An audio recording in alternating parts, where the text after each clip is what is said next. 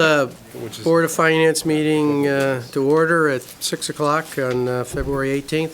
First of all, I'd like to start off with the Pledge of Allegiance. We could stand and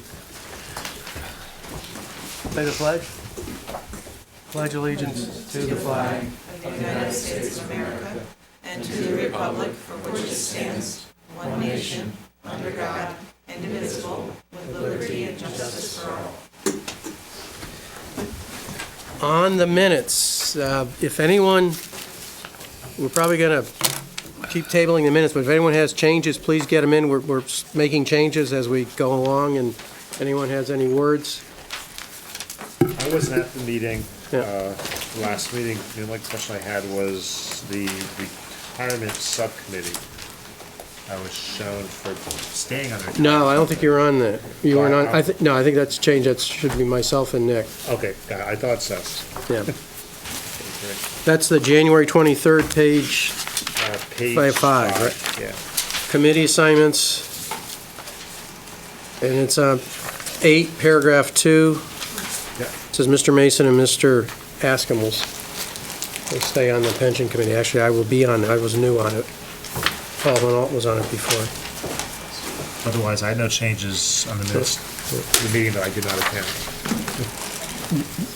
I think we've noted there, in the January 23rd minutes, there are several places where Jeff's name is mentioned that he's absent, and also on page 2, under item 2, Mr. Blumenthal voting in absence. That's not appropriate, and Right. so we've noted to the clerk that needs to get changed. We've made enough changes that we suggested they get rerouted before we vote on them, rather than going through them all one by one today. Oh. If that's okay with everybody. Anyone has any more changes, just keep submitting them and we'll get them revised. We did put you on a committee though, Jeff, because you said you wanted to be No, on that's perfect. the one committee, so. I was on that for years previously, so. Yeah, okay, good. All right. Okay, so we'll, can I have a motion to table the minutes? Second? All those in favor? Aye. Aye. Minutes are tabled to the next meeting.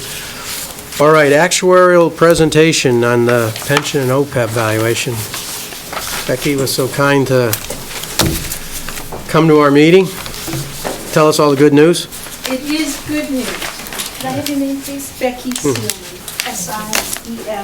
I have 2 pages for you, hot off the presses.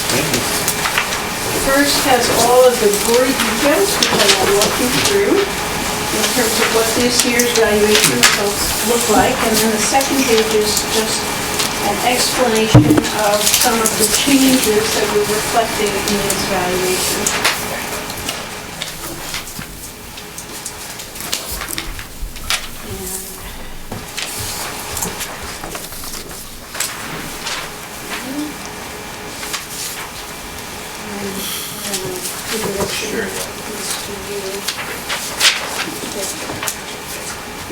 Do you need me at the microphone? Okay, all right, then we'll make this a little less formal. I understand some of you are familiar faces, but some of you are new to the world of pension plans.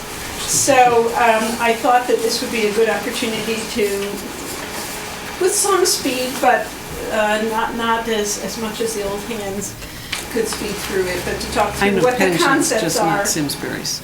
Yeah, okay. 3 pension plans covering government employees, town hall employees, Board of Education, non-certified employees, and the police department employees.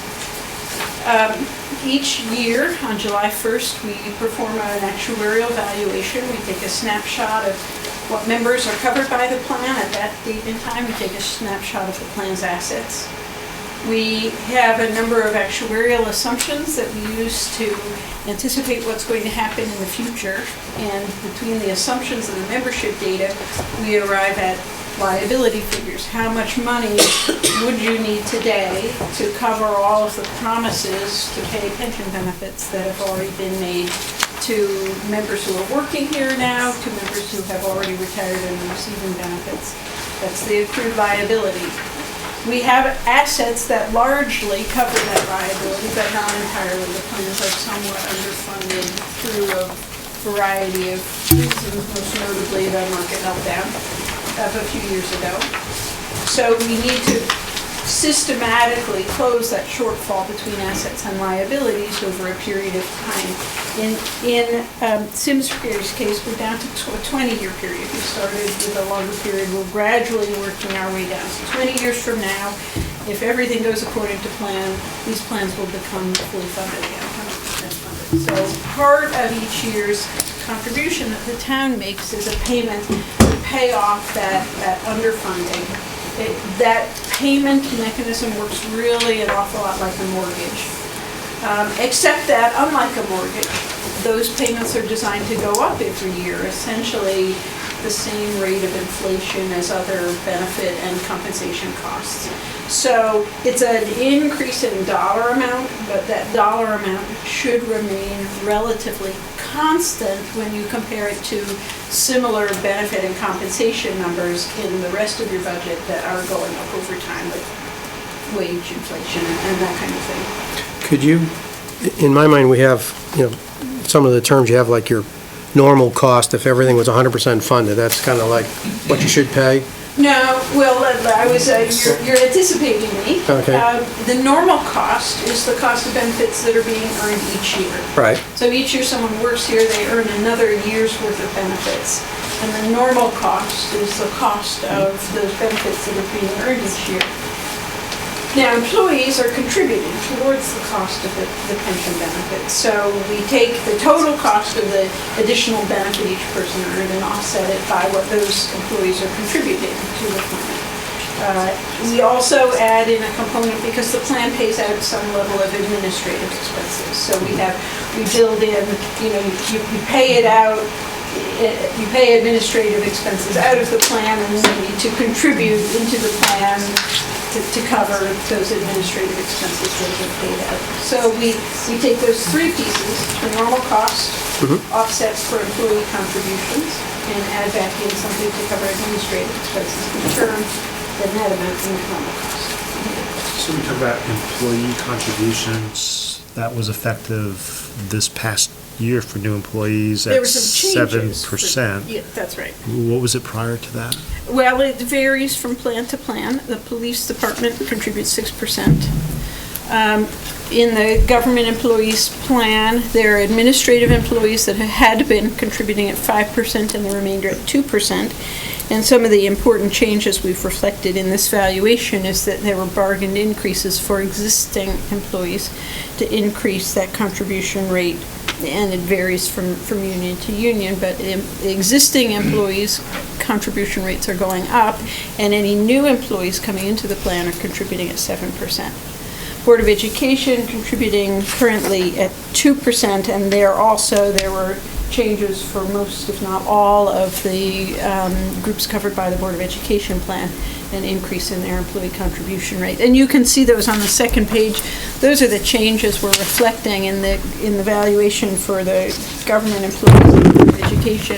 It does vary from union to union, and for all of these groups, it's a phased approach, so the higher employee contributions will gradually be phased in over a period of years, and it varies a little bit from group to group. But generally speaking, much of the government employees plan will be contributing at 4 or 5% by the time the phase-in is done, and new members at 7%. And for the Board of Education, it varies from group to group at 3% for some, 4% for others, and 4.5%. Do you have the past service cost? You don't have it broken out in here, right? So it's called on this the amortization payment. So each of these sections is in the same order. The interest rate assumption is what we use to translate future benefits into today's liability. Right. We have the market value. That's 7%. 7%. So we and lowered that a year ago from we lowered 7 3/4 to 7. That's right. And that's still an acceptable range? Still good. We're not anticipating changing that for another couple of years. So the town made a decision to go from 7 3/4 down to 7. What that did is it now makes you a little more behind on your unfunded, but it's a more realistic It's a more investment realistic number. return. It's a much more solid number. Market value of assets is just that, how much money was in the plan's trusts on June 30th. Now, we follow that with an actuarial value of assets. We don't want the town's contribution to jump around a lot from year to year if we can help it. And the far and away the most volatile part of a pension plan is its investments. We want to be able to dampen that asset volatility, so we calculate an actuarial value of assets that recognizes market gains and losses gradually over 5 years. So that really bad market loss in the financial meltdown, the full impact of that was not felt right away. Only a fifth of it was felt in the year after it happened. And gradually over the subsequent years, this is the last year, we're done now. We never have to talk about that again. We're done finally recognizing those losses. Well, last year was generally a good year. The investments, the rate of return was a little bit different from plan to plan, but roughly 10% across the 3 plans. That's, that's a nice cushion over and above our assumption of 7%. So that gain, we're not going to take the full pleasure of that gain this year. We're only going to take a fifth of the pleasurable gains. Is it common to do smoothing the most? It is near universal, and a 5-year smoothing period is overwhelmingly the period that's in use. 5 years represents a good compromise. It's enough time to provide some adequate dampening of market volatility, but not such a long period that you never get done recognizing any particular year's gains or losses. And the actuarial value tends to not stray too far from the market value. So 5 years is a very comfortable period. I would not recommend changing that.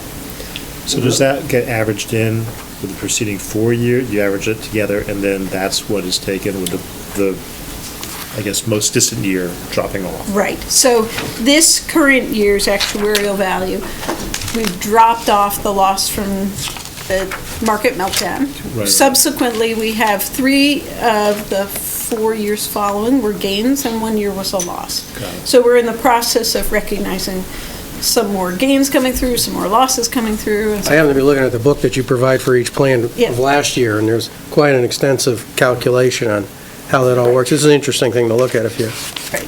want to spend some, If you want to be an actuary. be an actuary, but there's some interesting numbers in it. I keep telling you Having about the trouble junior sleeping. actuary badge for those that are interested. But the key thing is that we've dropped out a really lousy year and brought in a pretty good year. Yes, Yeah. that's right. And what that lousy year has been doing for the following 4 years is dragging you down. Each year, you're recognizing a little bit more of it. It lowers your funded ratio a little bit more. It increases your contribution a little bit more. So your contribution has been on a pretty steep curve for 4 years, and it doesn't help that you also got more conservative with the interest rate assumption. Right. It was a necessary move, but it also steepened the climb of your contribution and pulled down the funded status. Well, now you're done. This year now, you fully recognize that loss, and you got some gains that are coming through. We know gains have already happened in 3 of the last 4 years. They will be keeping the rate of increase in your contribution. You won't, I think, see a decline in your contribution, but it will be flattening out to a significant degree. The amortization payment is the prior service cost, right? Right, so that's paying off. But that's 484 compared to 416? Did I read that? Am I reading this? My eyes aren't so That's good, right, so. that's right. you So have to excuse me. I haven't talked about these 4 columns, but hopefully the headings are self-explanatory. But Yeah. the first column is Well- last year's valuation results. But if the market's going up, why is that past service cost going up?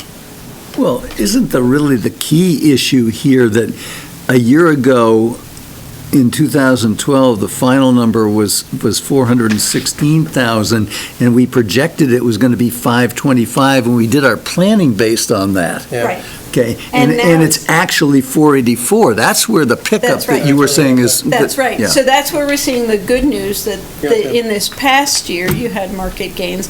If there were salary gains, pay did not go up as much as expected, and that also helped make the numbers look better than we were projecting. So this is really, yes, it's higher than last year's number, but remember, we expect this to go up over time. Can I ask you a question? If we were 100% funded, Yep, that would be would- zero. that amortization payment would be gone. Zero, right. So that, in my mind, that's like debt. That 484, Exactly. 484,001 plan, there's 3 plans, there's a big debt payment. We're paying it just in our pension obligation. Yes, yes, that's exactly. I mean, you could borrow, Right. put money into the pension plan to fully fund the pension plan, so you wouldn't be paying You just pay amortization. debt service. Yeah, but then we would be paying it off the same way in a sense, the same way we're amortizing it here, right? Exactly, exactly. Except you'd want to do it over a 10-year period, not a 20-year period. Yeah, that's exactly what I was going to ask. But that's exactly- The 20-year period, what is the basis for that? Well, It's a choice, I know, because a few and I'm years asking ago, why. we were at 20, we, I think we chose Were we at 25. We chose 25? 25. we were at 25, yeah. and we've been gradually working down from there, and each year will get shorter, so 20 years from now, you'll be fully paid off.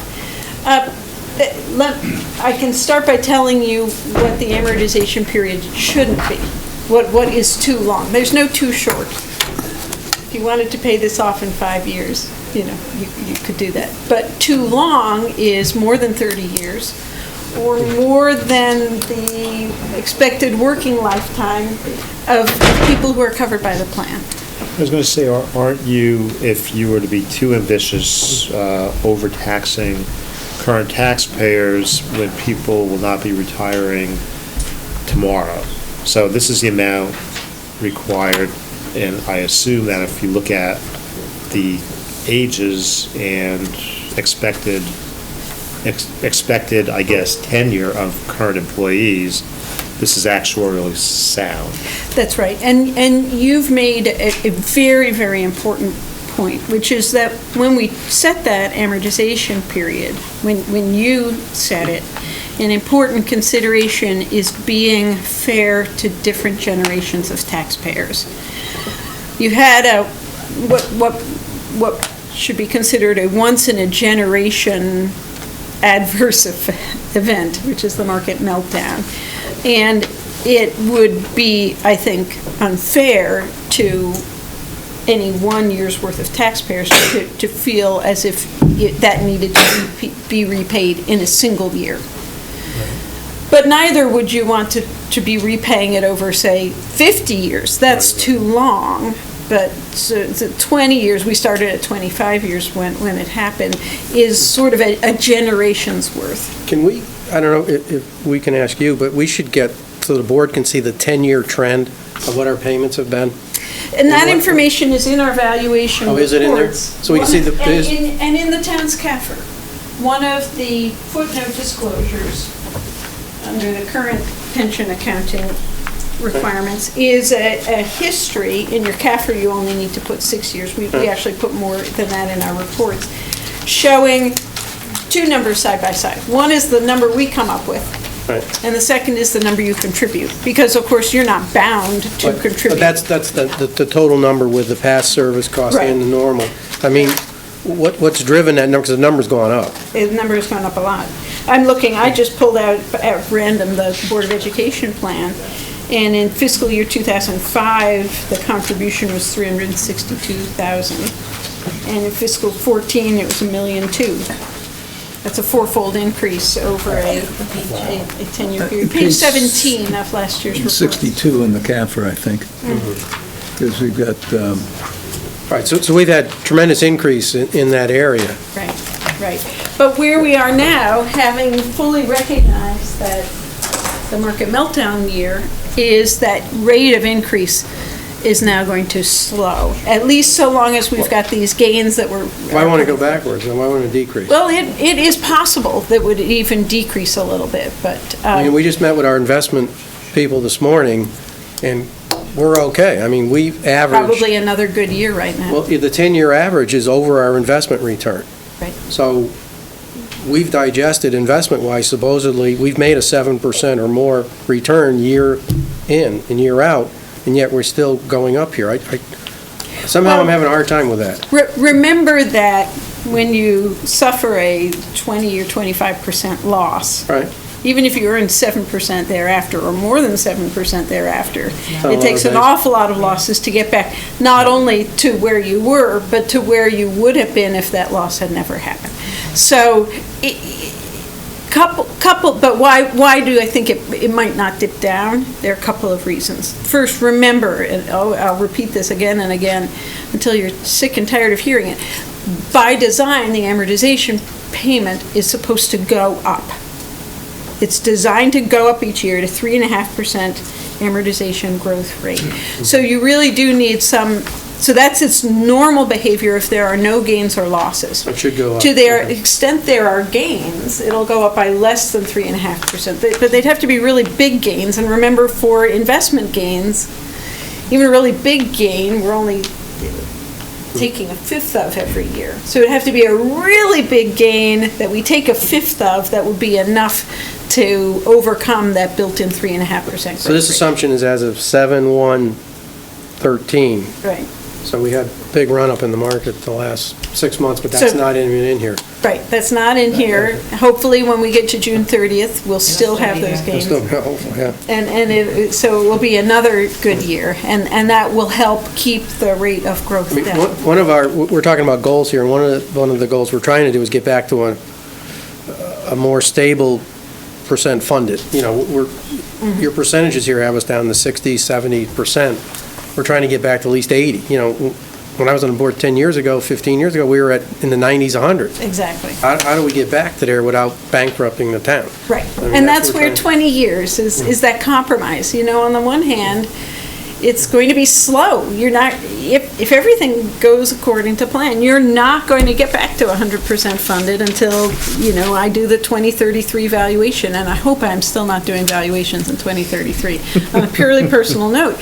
But that's the length of time that you're set up for. So being frustrated because you're not 100% funded in 2015, you know, you need to set aside that expectation because that's not the path. How you're on. big is the difference? Like, if you wanted to be, I mean, obviously, you don't want to do it all today, that makes Well, no sense. But if you wanted to do it in 10 years. Well, the instead of total 20. unfunded accrued liability, and it's one of the totals at the very bottom, is just under $20 million.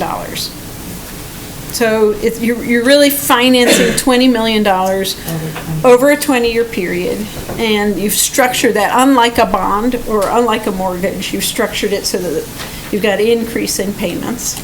But that's for budgetary, you know, if you've ever paid off a mortgage, you know that by the time you get to that 30th year of payments, they're laughably small because they've been level for an entire 30-year period. And meanwhile, inflation and your pay and so forth have all, you know, doubled and tripled every number in your life. These numbers are designed to go up along with all the other numbers in your budget. Becky, is this 19 million the number when we adopt the new GASB is going to go on our balance sheet? Okay, so GASB 67 and 68 are new financial reporting requirements for pension plans. GASB 67 will apply at the end of this fiscal year and 68 a year later. And it's a significant expansion in the amount of information that you provide in your CAFR. Doesn't change this process at all, how you come up with your contribution. It's purely a financial reporting requirement. For your plans, the accrued liability that we put in the CAFR will be exactly the same as this. It's not true of all plans. Your plans are on a path to become fully funded because, first of all, you have me calculate a contribution that's designed to do that. And second of all, you've got a stellar history of always paying the annual contribution year in and year out. So on that basis, we have a solid measurement of your liability. There are plans that are heading in the other direction. If they continue in their current course, at some point they'll run out of money. Those plans will be required to calculate their disclosed liability on a more conservative basis. So they'll show a higher liability. You're not in that camp. But the asset value that gets disclosed will be market. Actuarial value of assets will just be something that we use for purposes of calculating the town's contribution. So like in the general government, you're using 17,300,000 and the market's really 18 million. So it'll be a market That goes number on the face on of your the balance financial sheet. anyways right now. Right. Julia, I think a key thing to recognize here is that our bond counsel and the bond rating agencies, they know all of these numbers. There's Right. no surprises here. And they're giving us the ratings that we've got, knowing where we're at. That's So, I mean, all we're doing is taking GASB out- 67 and 68 is going to be interesting to a very small group of people who like to read this stuff. Well, it's But gonna- it really isn't going to tell you a great... Well, make it easier for the rating guys, so instead of going to the footnote, they'll have it in the face Sure. of the financial, Yeah. the information. Yeah, is done. and it will provide them with some more information that they haven't had yet. There's another way to make this simpler. I won't say what that solution is. So can I Change ask the why are plan. expenses going up? The expenses are a reflection of what actually was paid in the year prior. So in the 12-13 fiscal year, you actually paid out more in administrative expenses than normal. And I don't know why that was. It was not because our fees went through the roof, but you may have had more in the way of legal fees or accounting fees or, you know. Well, we asked you to do some additional studies, as I recall. That's true. That's So, true. I mean, We did some extra. That's built in there, right? Work above and beyond our normal valuation work. The way these plans work, to kind of Peter's point, relative to the design of the plan, is it safe to assume that by moving the contribution rate up to 7% of base wages is a disincentive to participate in the defined benefit plan and to encourage participating in the defined contribution plan, which is now an option? Because then they can more aggressively, I guess, grow their money than the assumptions in the pension plan, or not really? It will be interesting to see how new employees decide. They do now have a choice. They can be covered by the town's defined contribution plan, or they can be covered by this plan but pay 7% employee contributions. I think different employees will come down on different sides of that. It is a trade-off of sorts, and I think that those decisions will depend on a lot of factors, not the least of which is how well is the market doing lately. Right. In the aftermath of the financial crisis, a lot of people, having lost a lot of money, felt very uncomfortable continuing to take that kind of risk. We saw a much lower rate of people electing to receive lump sum distributions from pension plans, for instance. But now we've got several years of good times, and people are Yeah. seeing the stock market go up, up, up, and they're saying, I want in. Right. And so you may see that the rate of new employees going one direction or the other will ebb and flow. Right. For the town's perspective, it would be better if we could, at some point, I guess, cash balance all the defined pension and move to a defined contribution plan. It's an interesting question, and there are certainly pros and cons to that. I share Becky's sentiment that it probably won't be in our lifetime. Linda, you have a question? Yes, and let me say first, I'm talking funny tonight. I hit my tongue really badly. So it'll be slow. To Jeff's point, is there a choice also on the Board of Ed side, or is that only on the Board of Selectmen side? Our plan is closed. All new hires are in the defined contribution to Board of Ed, period. Oh, So no okay. choice. No choice, okay. And the contribution rate for Board of Ed versus Board of Selectmen is clearly different. Is it a reflection of the value of the benefits or of just the negotiation? The two plans are somewhat different. So the benefits that are provided by them are not exactly the same, but I think it's safe to say that it's more a function of the bargaining process than a reflection of the value of the benefits. Have we had any changes in our plans that would cause the unfunded amount to go up? In other words, if we change any benefits, because two things happen. I mean, if you do bad market, causes that to go up, and if you change the benefits because you haven't been paying for them, and all of a sudden now, halfway through somebody's career, you're offering more money, that creates that liability increase. There have not been benefit increases to the plans in a while. The increase in the employee contribution rates doesn't impact the unfunded accrued liability. It just reduces the normal cost. So every dollar that employees are contributing extra to the plan is a dollar less that the town is contributing, but it doesn't change the unfunded accrued liability. It just changes the annual contribution.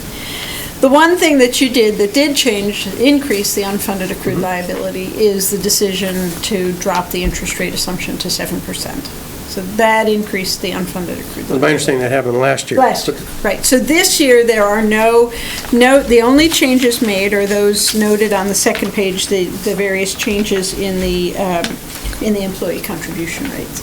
But it's You gotta been, print this smaller because it is totally, we have a firm font rule in our office, 'cause this one's getting me.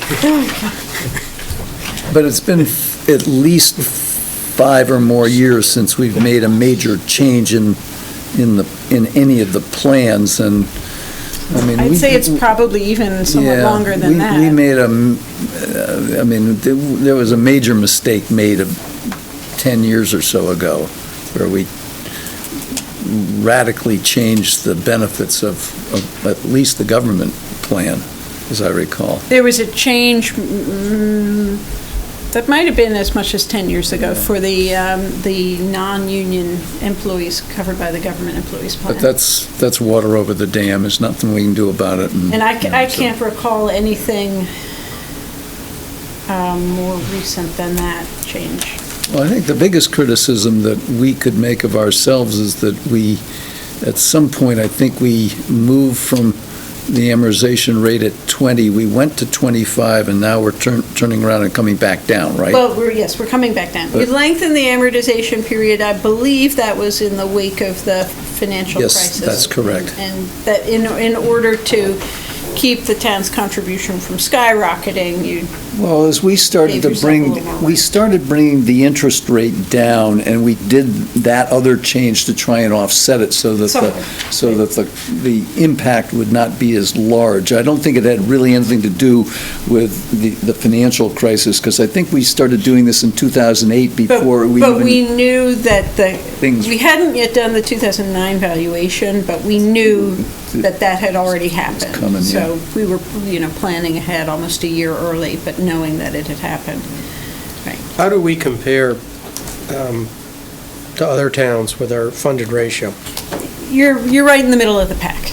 There are some very poorly Connecticut municipal plans and a couple of wildly overfunded plans in the city of Bristol. Is there a way to give us some statistics? Yes, I have a lot. I didn't bring them with me, Okay. but, going from memory, I do a survey that I update every couple of years. Usually tell us where we fit in on that ratio and also on our interest rate. Now, When we moved that down, you'd recommended that we move it down. We didn't Right. quite go down to 6 3/4. but you went to 7, Yeah. and that puts you ahead of most communities. I'm talking with all of my clients, and have been now for a couple of years, about lowering the interest rate assumption. Many are choosing to take a gradual approach. They're lowering the rate by 1/4% each year, or even 1/8% each year, and are gradually aiming for something like 7 or 6 3/4. You chose to do it all in 1 year, which means that, you saw a bigger, earlier drop in your funded ratio than many communities. They're moving in that direction.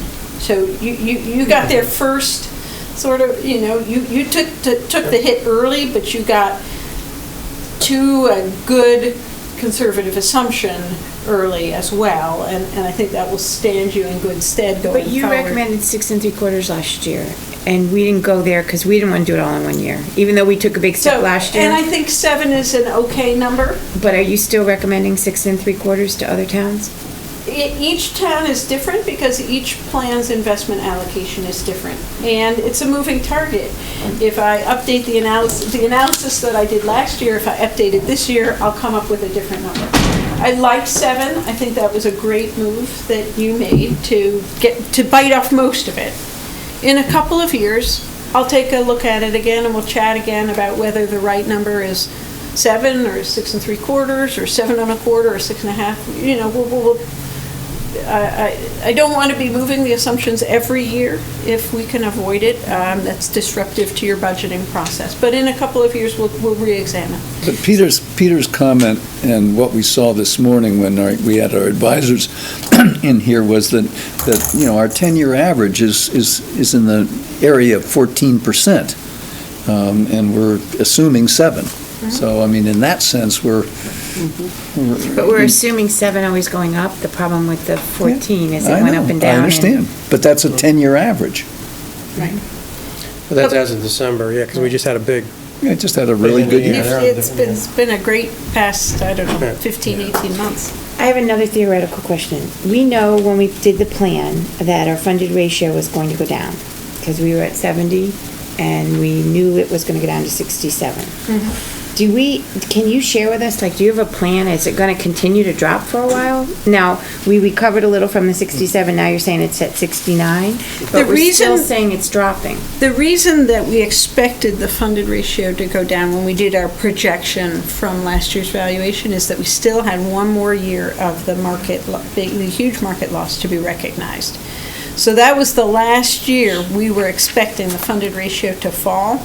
And then from that point on, we are expecting the funded ratio to rise. Now, we've had yet another year of gains. We're probably in the middle of even another year of gains right now, we'll hope. So the funded ratio is going to start rising at a faster clip because we've got built-in gains that will be coming through over the next couple of years. So do you show a straight line between the 69.4 and getting to 100% over the next 20 years? Like behind the scenes in your calculations? It's not a straight line. It is a curved line. It is because the amortization payments are going up at 3.5% a year. And our reports do contain a long-range forecast. because we're going to be doing long-range planning, so that long-range planning committee will want to get these Yeah. numbers so they can plan accordingly. And the forecast, we had it in last year's report on page 14. You can tell me what So the it stock shows market's going to you, be 5 years from now. You know, assuming all of our assumptions come true every year, which of course we know they won't, but this gives you an idea of where the numbers are headed. And you'll see when we do this year's forecast that the funded ratio is just going to be going up. It's fair to say that there are a tremendous number of moving parts in all of this. I mean, I don't know that our audience or TV, what people are watching on TV, realize that, I mean, every year you're taking very specific data on every employee we've got that goes into this calculation, right? Right. And looking at every possible thing that could happen to them with regard to their pension benefits over the next 80 years. 80 years. Right. Have you done the OPEB calculation yet? I'm blanking on whether we do them for you in odd years or even numbered years, but I think, We do it every 2 years? yes, not every year. So we odd or even, what are we this year? It's an odd, this is the 2013. We're in the 15 budget, we're in an odd budget year, but Right. an even year. I thought we did I'm 12. confused. But, well, I'll look into that, Yeah. and if we're supposed to be doing one in 13, we will get a request out to Sean right away, but I think that we would have already given it to you last May if we were doing it this year. So I'll catch up with Sean on that. Okay. So everyone, now for budgeting, these are going to be the numbers?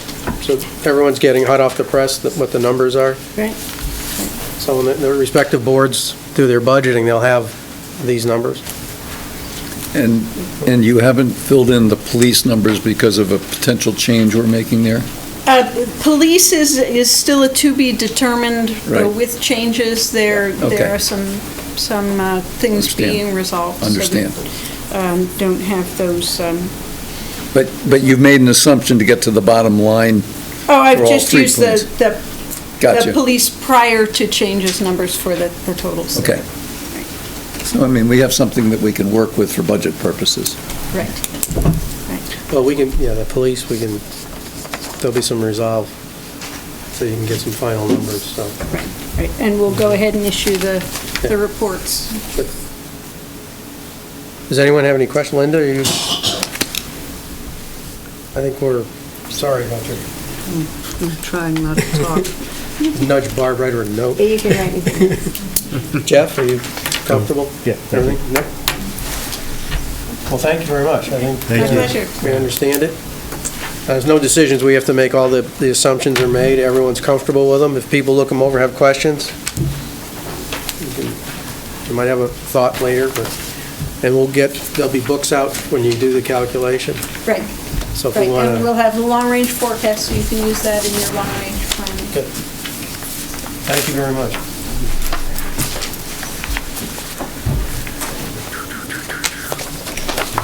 Okay.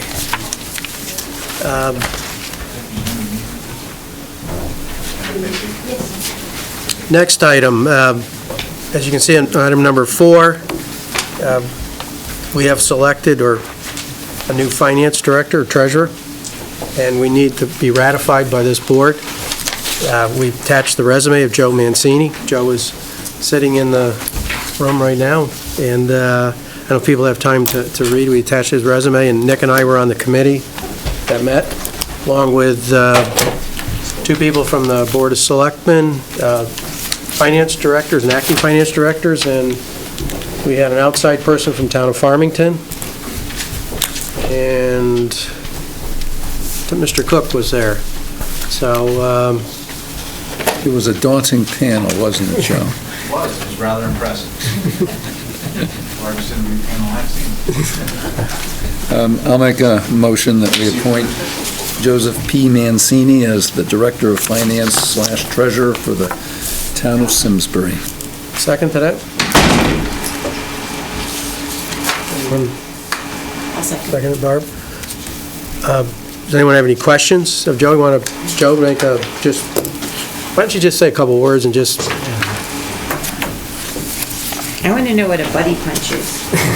Buddy punch? Sorry, that's, at the City of West Haven, individuals used to have cards that they would use to badge in the morning.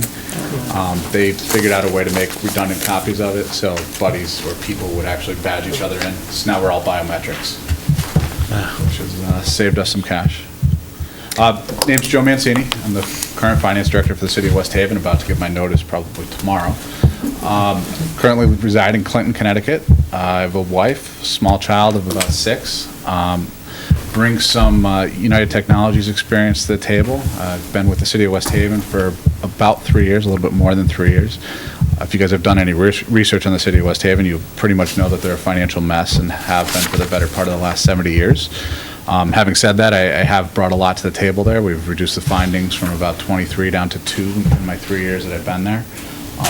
2 that remain I really can't do anything about without raising taxes or essentially outsourcing functions that the city council would not entertain. I've done a little bit of research on you guys, spoken with some prior finance directors more than once.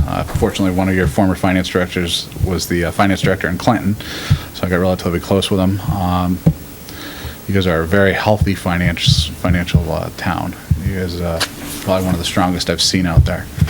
I look forward to hopefully working with you guys. Some of the attributes we look forward to is just with Joe's into technology, can maybe bring us to the next level, try to work together cooperative with the Board of Ed. I think we got some high praise that he worked down in West Haven with the superintendent of Board of Ed down there, so we're looking for good chemistry there, working together, and good with cash management. It was interesting, the interviewing process. He has some good techniques on managing our cash, our everyday money that we have, so to maximize that return, and with long-range financial planning. So I think he'll bring a lot of skill sets that should help us out, and hopefully keep the accounting straight and make the budget process a little bit easier for everyone. And Budget processes have to be painful, otherwise they're no fun. But I will touch, I'm definitely more of a bridge builder. I work very well amongst groups. Being able to survive in the City of West Haven has taught me a lot of survivor skills. I mean, I'm basically the only person from the last administration that's still around, so I work well with others. So thank you. We appreciate having you come tonight. If anyone has any questions, and Joe's our man. You officially start I think like March 6th, 17th? But through the budget process, Sean is you're on for the whole, through the budget process? Right. You'll be the dynamic duo here in a little bit? He's got his hands around it. He's solid. All right. Thanks. We need that. We need to vote. All those in favor? Aye. Any opposed? Congratulations, Joe. Congratulations. I'll go board. I believe the Board of Selectmen also has to vote on this, or if they haven't, they should be voting on this. Thank you. Next, Board of Education, budget discussion. We had, we had the 3 board meetings, we had a discussion, and the Board of Education asked to come in again and to just communicate more with us and about their budget, so. Great. Thank you, Peter. I appreciate you putting us on the agenda. Just really wanted to talk a little bit about process tonight, where we are in our process, and have a dialogue about a couple things. As many of you know, I presented my budget, which is kind of our first phase of the budgeting process on the Board of Ed side. So presented the superintendent's budget at a 1.48% increase. At that meeting, we also took a look at kind of the desire, the request that the Board of Finance direction gave us at our last meeting, where you requested we take a look at whatever my budget number is, what it would potentially take to move that number to 0. To 1 rather, a 0, and potentially a -1. So we took the first step at our board meeting of providing information of what it would take to look at a 1.48, bring it down with some various reductions to a 1.0 increase. So I had Burke pass out just 2 kind of simple documents for you this evening to reference. One is kind of the financial knowns, which is similar to the document. That's our D's right here. Yep.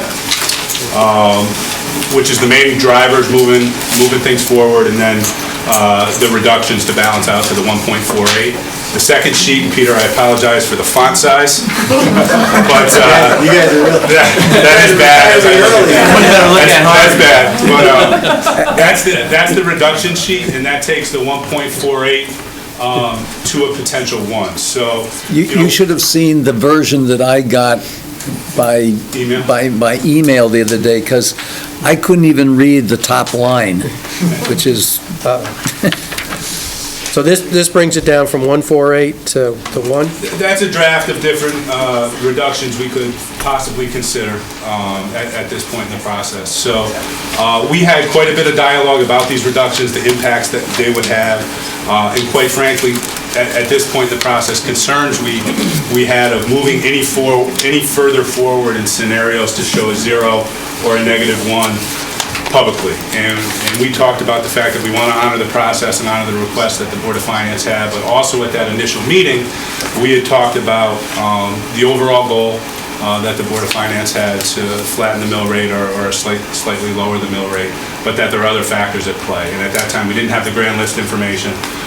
Peter, you and Nick had talked about potential flexibility with the tax collection rate. So based on the discussion, I wanted to ask tonight where we are in the process, if we could look a little bit at the mill rate worksheet, get a better handle on what the variables are, and really at the end of the day, when we leave, know if it's still necessary for us to present scenarios in public that put us at a 0 or a -1. I mean, we talked a little bit about minimum budget requirement information actually limits us to a -0.5. So moving beyond that, I think, I'm sensitive to the fact that those are reductions that really impact program negatively, significant number of job losses beyond, I think, where my board is comfortable, and I'm certainly comfortable presenting initially. But, we wanted to take a look at the factors again, take the process in its totality. I think we've had good dialogue thus far and kind of see what we're looking at. Well, maybe what we can do is we can just, we're starting to get some knowns in the budget process, on the revenue side. Obviously, that's one side of the equation, the expense side the other. I mean, even some of this info we got on the pension side tonight is more favorable than what we have Every day, we get more. currently in the budget. Right, So factual information. Sean, could you put up the worksheet? Is that possible to sneak that up there? No, I think, we haven't had his Can I ask a report. question Yeah. on this? One of the things, that we're sensitive to is, these are all people cuts. And one of the things we talked about before was some of the efficiencies you could look to gain by, working a little more with the town on sourcing and how we provide certain services. Those aren't necessarily people, and it would be my preference to make sure we're showing a balance, so we don't make it look like the only way to get here is just through people. Right. If there are some other things that are being discussed, let's get them on this list and make sure we're talking about I it. will note again, and when we formally produced the budget, we went to several areas we haven't historically gone just to get to the 148 that were outside of people in terms of equipment, in terms of Well, everything on page 2 that you gave us. Yeah, from the superintendent's initial range, the way you got to the bottom of the range, we took off of that list. supplies, looking at That more you have per there. pupil. Right, it's your 2.2%. The two main differences between when I presented the range of a 1.5 to a 2.2 and now are more favorable insurance information, and actually the reduction of one more non-certified staffing position, which is actually kind of a byproduct of our facilities and enrollment work when we removed the 7,500, almost 8,000 square feet at Tooten Hills, and then we lined up square footage with staffing and how that looks across buildings. We actually equalize that out a little more effectively and are able to reduce a position. We have a retirement, so that's one that doesn't impact anybody with job loss, but those two factors are what's moved that number to the lower end of the range or even below the range a little bit. But we're having ongoing conversations with the town. Technology is an area we're looking at.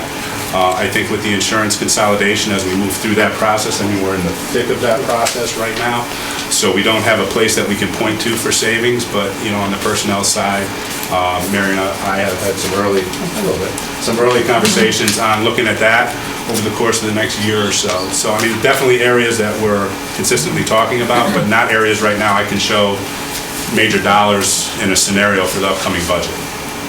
Why don't we just put a couple numbers up there, because I know in Sean's report later on, some of the things we're starting to find out. The grand list growth put in with the 0.59, but that might need a little cushion, because we always have a cushion for adjustments, so put that 5.7. But usually we talk to the assessor, and if he had to put a reserve in, there's a reserve kind of built in and year out, and for when they have court adjustments and all that, but if we put in 0.057, right, so that shows that. Let's say we took the collection rate, and we haven't talked about this, but this way we put 98.5. Let's just say that collection rate came in there. And then put up there for Board of Selectmen and Board of Ed, put 1%. So that's the range we'd given, -1 to 1. So once you put up in Board of Selectmen, okay, good. I think it's rounded. What's that? 98.5. Yeah, you got it, is that right? It worked that time. Yeah, go up, put 1% up in the expenses for Board of Selectmen, just put an increase of 1, and then 1 for Board of Ed. And what does that do for the mill rate? The mill rate comes out Pretty much flat. pretty much flat. 37.27. It was 37.29, yeah. So there's the method to our madness for the top ceiling is 1%. So I think that's still, at least, unless we have some, I know the governor's budget came out, and I think there's a little pickup there in the indirect, but I'm not sure we got our total hands on indirect, but Mary, will you say? It's pretty much flat. Pretty flat, it's like I think 50,000. we could budget pretty much what we budgeted last year. Yeah. Say. No decreases in the car tax or anything stuff. Yeah, there's nothing that hit us out of the blue that, ECS is up a little bit, But we're going to need to make, $5, I think. but we're going to need to make some adjustments, Mary, to fix some of the residual problems that we've been left with, unnegotiated salaries and things like that, that piece that you Yeah, a didn't couple ha- of key issues that are coming up are, so, I can just speak about it very quickly, is salt as of today. We're really out of our budgeted salt reserves and our overtime expenses, so it's gonna be no more snow between now and July 1st. And then we we also have overtime in the same Public Works Department, because as of today, we're out of those dollars as well. But budgeting-wise, we can take that out of reserves, yeah. Right. So, you know, we did settle contracts. Whether the contingency was enough to cover, we're going through that now. So that may be an item as well. So, yeah, we do have some things that we'll have to bring up for transfers out of reserve. All right. Can I have Sean just do a couple of adjustments to what are up there? Sean, on the debt retirement, would you put in minus 1.87%? That should get us to 6,166 and change, which I believe is the actual appropriate number there. And I'm sure you're the master control, you can't want to. Sorry, was there another one? And Sean, on line 4 there on the non-public schools, put in .44, because that's your number there, Matt, isn't it? I mean, we should have, I think, 90 million, just like short. that? You don't like that one? Oh, yes, this model, if you make an error on some of these No. percentages, produces some very funny numbers. It is. I know. But we should see over in the right-hand column on the total expenses about 90 million 8. There we go. 799. is pretty close. Yeah, that's exactly what it is. It should be 799, like 665 or something like that, just depending on rounding and that kind of stuff. Peter and Sean, I think you know this, but on the mill rate, we really need to have in there 0.89% because of the subtraction that the model makes for the elderly tax adjustment. Yeah, up there in the, Sean did It's the, included here. We just ran the numbers last week. We have some of the new estimates for that. Are you talking about right here? yeah, up there in the, Yeah, and that's down. I'm talking about for the grand list. well, no, what happens, see down below, you have Yeah, that the should elderly, populate. the volunteer, and the business relief. I understand, but if you look at the underpinnings of the model, you built, David, all of David's numbers go in there, and then he makes a subtraction Yes. for the, and all of those changes should bring the grand list to 2,230,000. And that's what the .89 that I just mentioned would do if you bump that in there. Well, the way this It works a different way. calculators work, so see the town tax relief program? Yeah? That number, I think this is what you're getting at, where we were at 415,342. Yeah, and it should go. This year's gonna be Down. 335. I know that, and you need to put that in there as well. Yeah, so put a minus 20%. It's minus 1933 there. Yeah, that's something like that, yeah. But that is what is driving the number below, so I don't think I would be adjusting both of them. Yeah, so you adjust it there and you get the impact right there. Okay, that should already be factored in now. You may be correct, but when I did that and put in 1%, I ended up basically with a flat mill rate. You put in 1%. 1% on the Board of Selectmen, like Peter asked for, Yeah. 1% on the Board of Selectmen, 1% on the Board of Ed, up at the top there, and the mill rate stayed flat at 38.5 mils. You mean flat at 37.29 mils? I've got the fire district in there as well, I'm sorry. Yeah, that might be throwing it off, because the fire district's not included on this one. I understand, okay, But so looking it at should the be work- 37.28 then. But looking at the worksheet, I mean, 1% gets us to, if we're trying to get a goal of a flat mill rate, as we start getting information, unless there's some more indirect revenues that we don't know about. And I think we can find some there that, if conveyance taxes and things like that start going up, we can maybe budget. I'm not sure interest has gone up. And we're only budgeting 25,000 for interest. We've budgeted $1.2 million, and when interest was at its heyday, I'm not sure that we're getting more than 25,000. So we can pick up a little, so we might be able to make some more there. But in the ballpark, I don't know if we can go outside of 1. You mean above? I mean, above 1. I mean, what'd you put, 1.5 in there? Well, we're actually under, our mill rate, we're lower than the mill rate now, so. Well, put it Sean, put it 1.5 back. look nice? Sean, Nice put round number? Sean, put the collection rate back at 98%, just so we can see the no change. The collection rate. All right. Put it at 98, back where we started from. 37.57 as opposed to 37.29. But that's with 1.5 for both the board of selectmen and board of ed. What's wrong with that? What do we have up there? Do we have 1 or 1.5? He changed to 1 to see what that Yeah, would look like. put it at 1, put those two at 1, and the collection rate at 98, and I think we're pretty close to flat. So, since this doesn't take into account fire district, and I think fire district has been responsible and, doesn't go up a huge amount every year, but it isn't usually flat. I don't know how we want to think about that, because we don't control that, and certainly if they're gonna go up, so from a taxpayer's perspective, the fire district's going up, do we need to offset that if we're really, from their perspective, gonna hold it flat? Because they won't think it's flat if they have an increase at all, and it's hard to understand it's your fire district increase.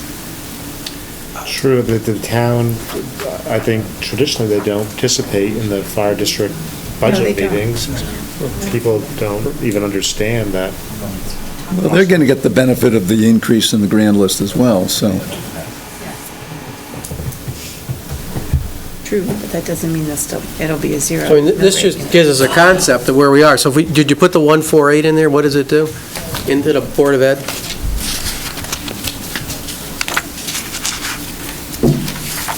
Small increase. Put 148 into Board of Selectmen at the same time.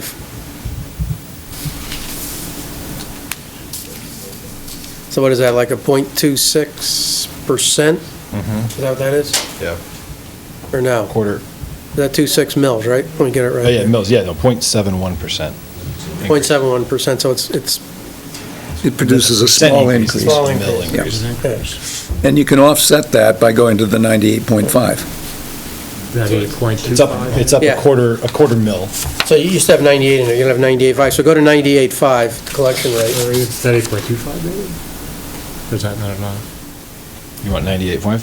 But 98.5, that's probably the max we'd ever go if we went. So we're still at a So we're up 0.07 mil. or 0.2% increase, so it's a small increase, so. Mr. Kelly? Just a question, because it's kind of built within the tax rate assumptions. What's the number that you're looking at relative to contribution to surplus this year? I mean, is there an aggregate number that you're looking at? I don't understand. I mean, to get to put in the surplus? Yeah, I mean, basically, I think the lowest tax collection rate has been, what, 99.2% the last? Right, yep. So, I mean, what we're really looking at with that number is what do we want to add to surplus this year? What seems appropriate? I'm just trying to get a sense of the aggregate number. We haven't had that discussion here on this board, but But that is why we can afford to pay for the salt and the overtime on the plowing. So that Simsbury gives us Farms some of deficit, that yeah. flexibility to do these things that we can't budget, that we can't plan for, and that happen every year. So that's why we do go into reserves. So we use that. So it's not necessarily planning to grow. It's planning to give us a little flexibility to meet what happens during the year. I would assume, I Chris, just want to know what the aggregate number was versus, I mean, if you look at a half a point, you figure there's gonna be some variances on where collection, I mean, if you look at the current collection rate, we're running a smidgen behind normal. I mean, well, 0.7% at same point in time, January to January, so I don't know if that's a bad trend or just the timing, things are gonna catch up in February. But let's say we have a couple tenths deviation, so you go down to 99, and that would put us with 0% growth, zero adding to surplus, which is probably unacceptable. So if we got a half a point, that would give us about 400,000 to surplus, which is probably more. And then we have the 1% transfer ability. Now we will never transfer 1%, we'll only transfer a half unless it's truly, truly, truly a major emergency, because then we're going to go deficit, and the rating agencies will change our bond rating if we go deficit. So about half a point is what you're saying? We need about a half a point, I would feel, in my mind. I mean, I don't know what the other boards are, that's my thinking.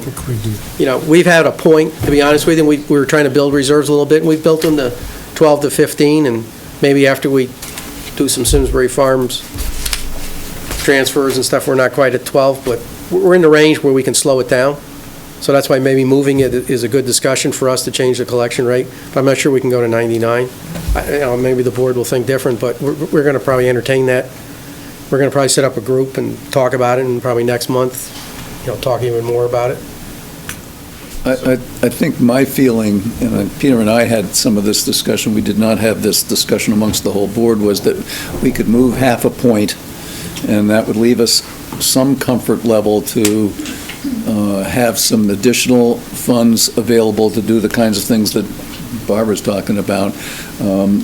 And that we're at a point now, as Peter said, with our reserves being up close to 12%. I mean, there's nothing magic about that number. The bond rating agencies would love to see us at 25%, but, we're not going there. But we've got a little bit of flexibility, and I think my point is that if we start moving gradually up with the collection rate in terms of the way we do this planning, that then we're not going to be stuck in a position where all of a sudden we're going to have to say 2 or 3 years from now for something comes up, we got to all of a sudden pull that back down and throw a big tax increase at the public. That's what we're trying to avoid. I think And then other pieces, it's a one-time gain. So you're getting to use it this year, but you've built it in your base for next year and you don't get it again. So, I mean, when you think about it, it's this 1 year you get that extra money, because now we're stuck at the 98.5 and we'll be there next year. So whatever increases you get, right?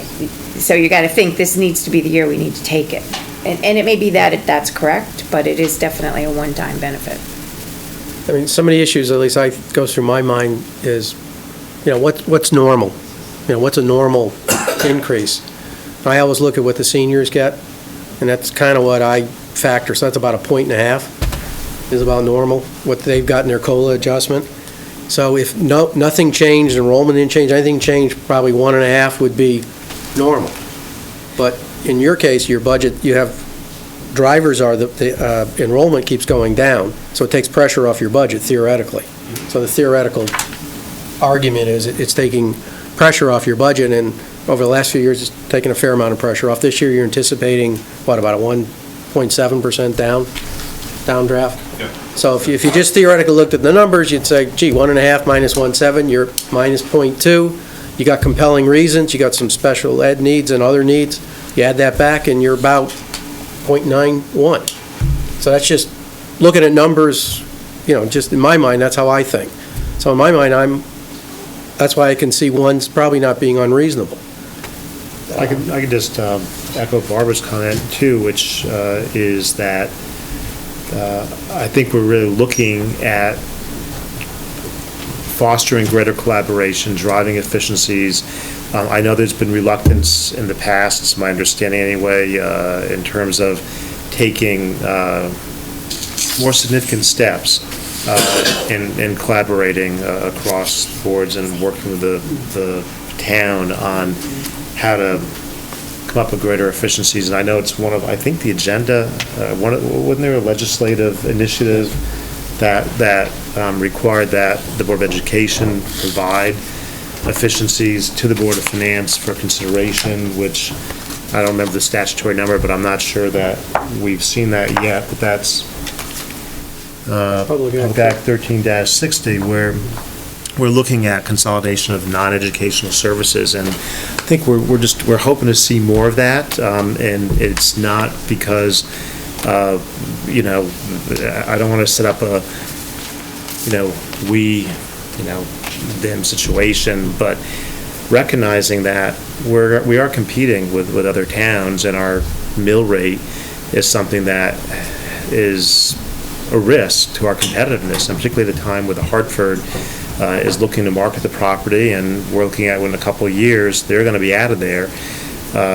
If we can work collaboratively together to come up with greater efficiencies to demonstrate to not only our taxpayers, but also the people prospectively interested in moving to our town, that we're not a town that is ignoring the plight of people where the tax burden makes a difference in businesses. So it's probably not as eloquently stated as I wanted it to state it, because it's somewhat of an emotionally driven issue, and I get that.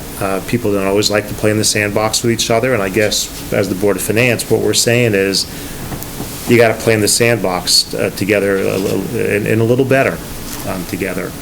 So I know you've started the discussions already. I know you and Mary started the discussions, but we haven't seen the dramatic kinds of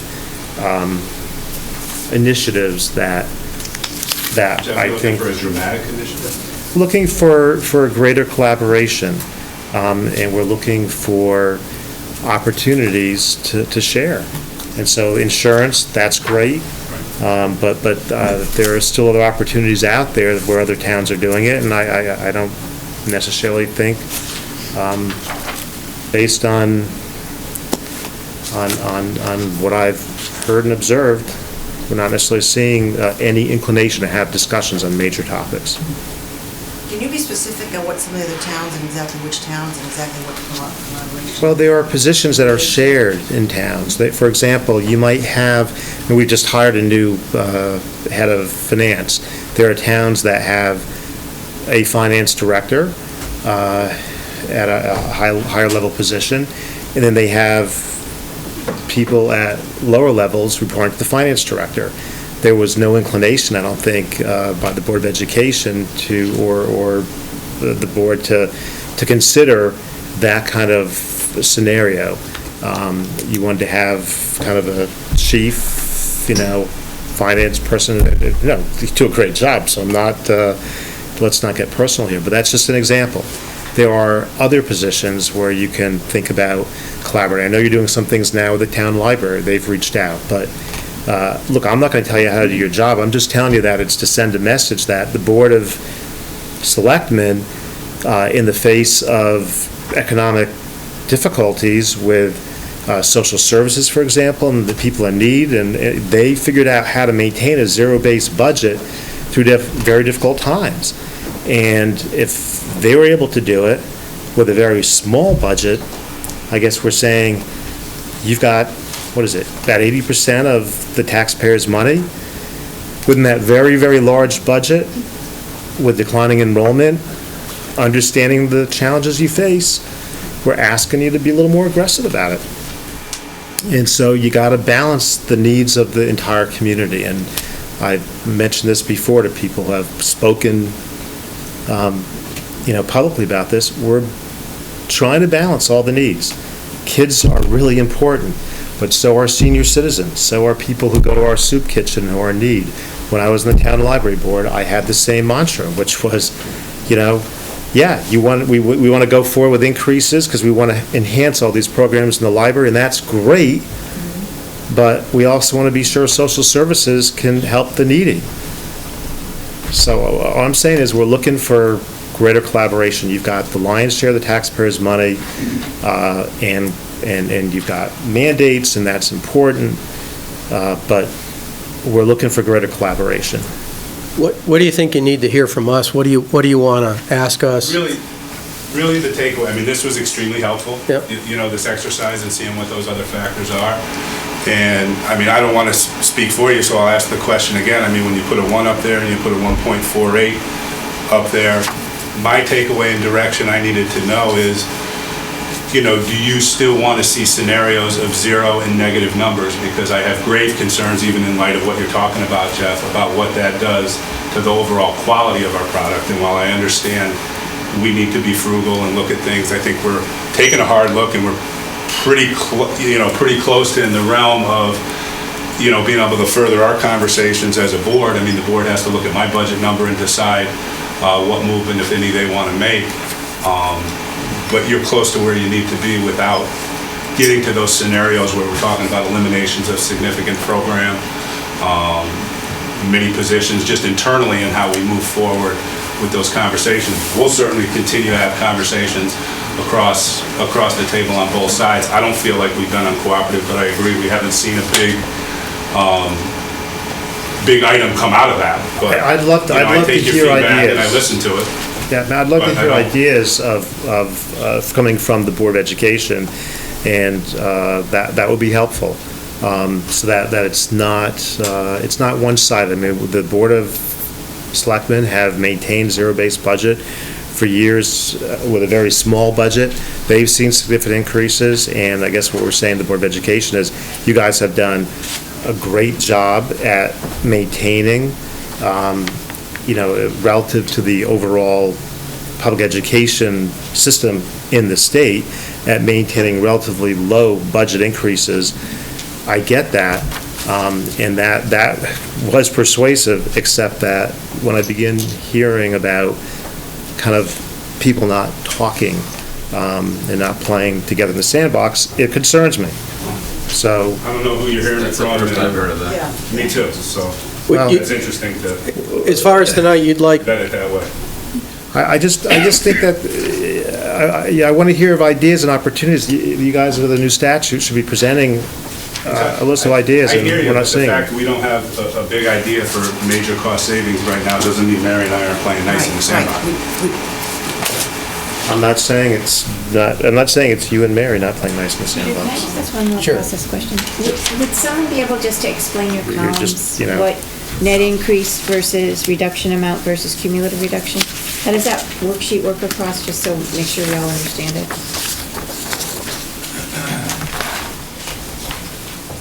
So you've got,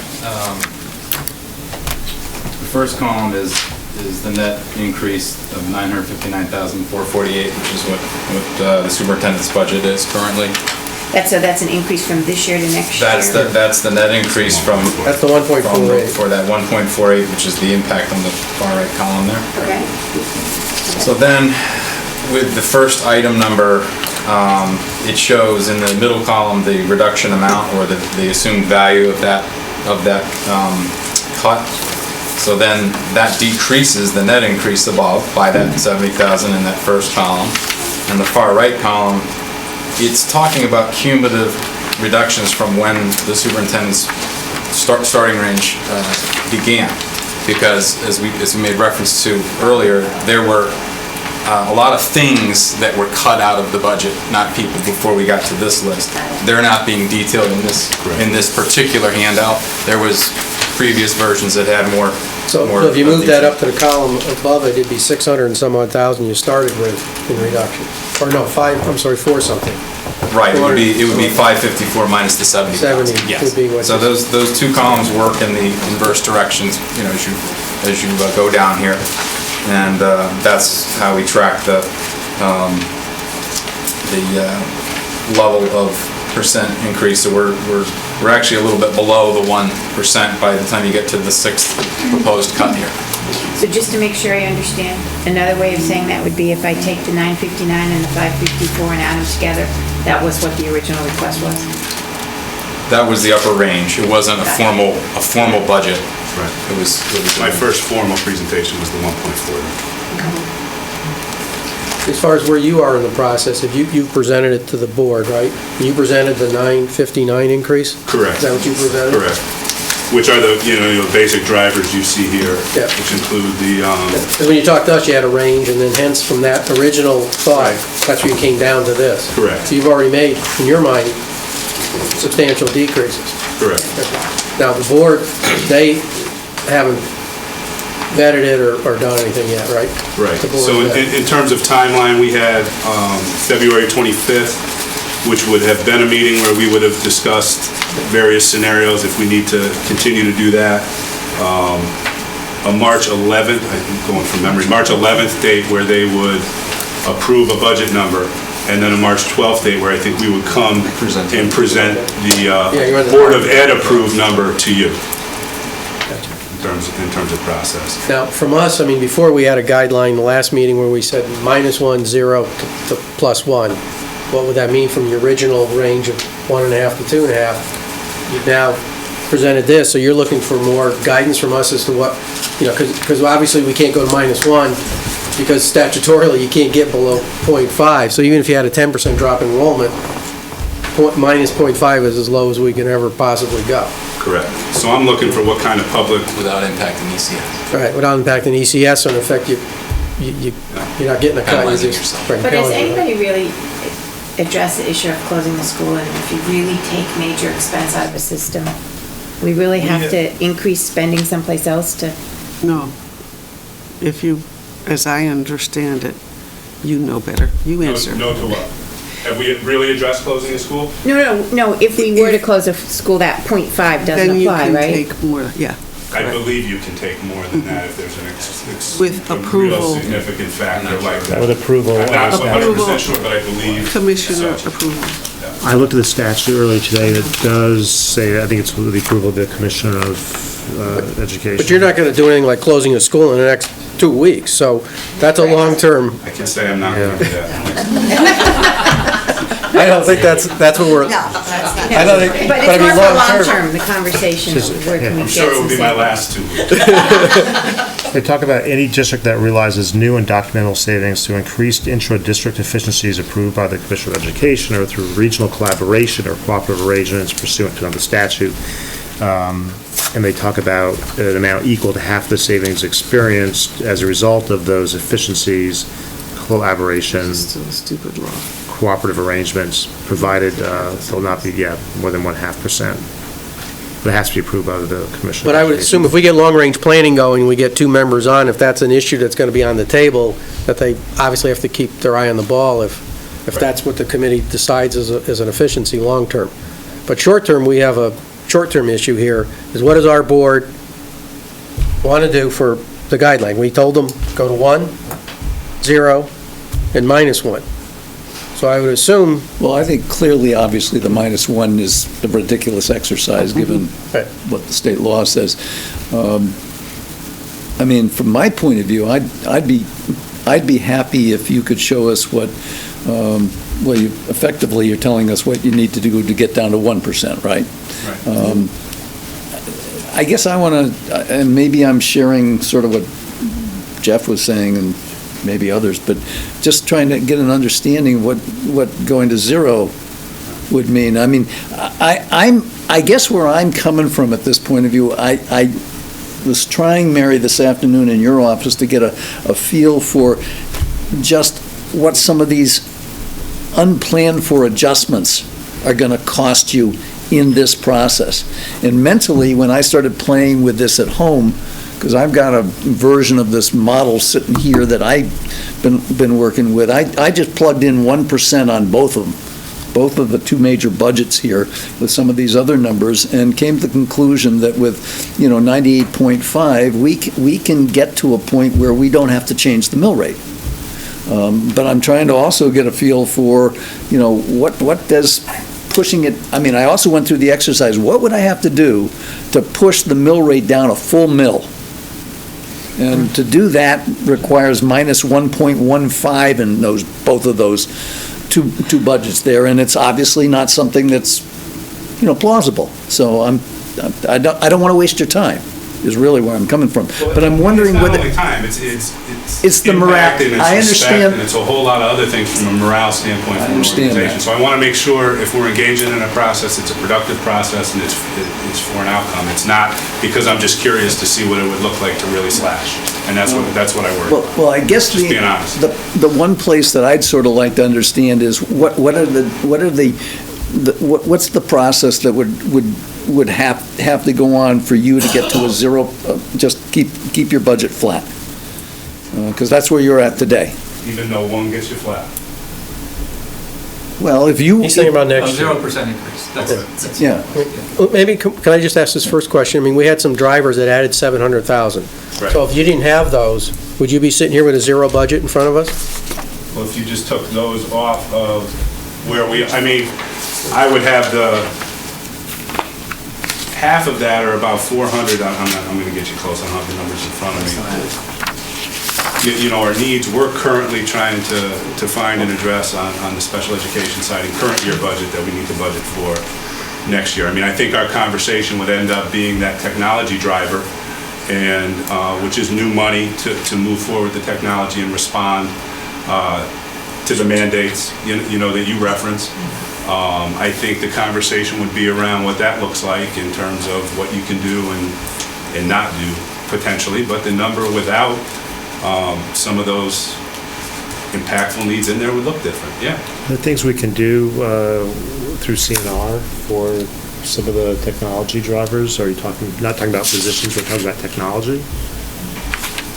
We're talking about a combination, one tech position and then technologies for devices, Chromebooks specifically, that are kind of more cost-effective mini laptops for the online testing platform. So is that appropriate for capital non-recurring? I guess we're thinking about multiple ways to skin the cat. We don't want to degrade Typically, your we're not product. operating. And that's not what this board is asking you to do. It's not what we've ever asked you to do. But we're thinking about how to finance that product in a way that doesn't have significant impact on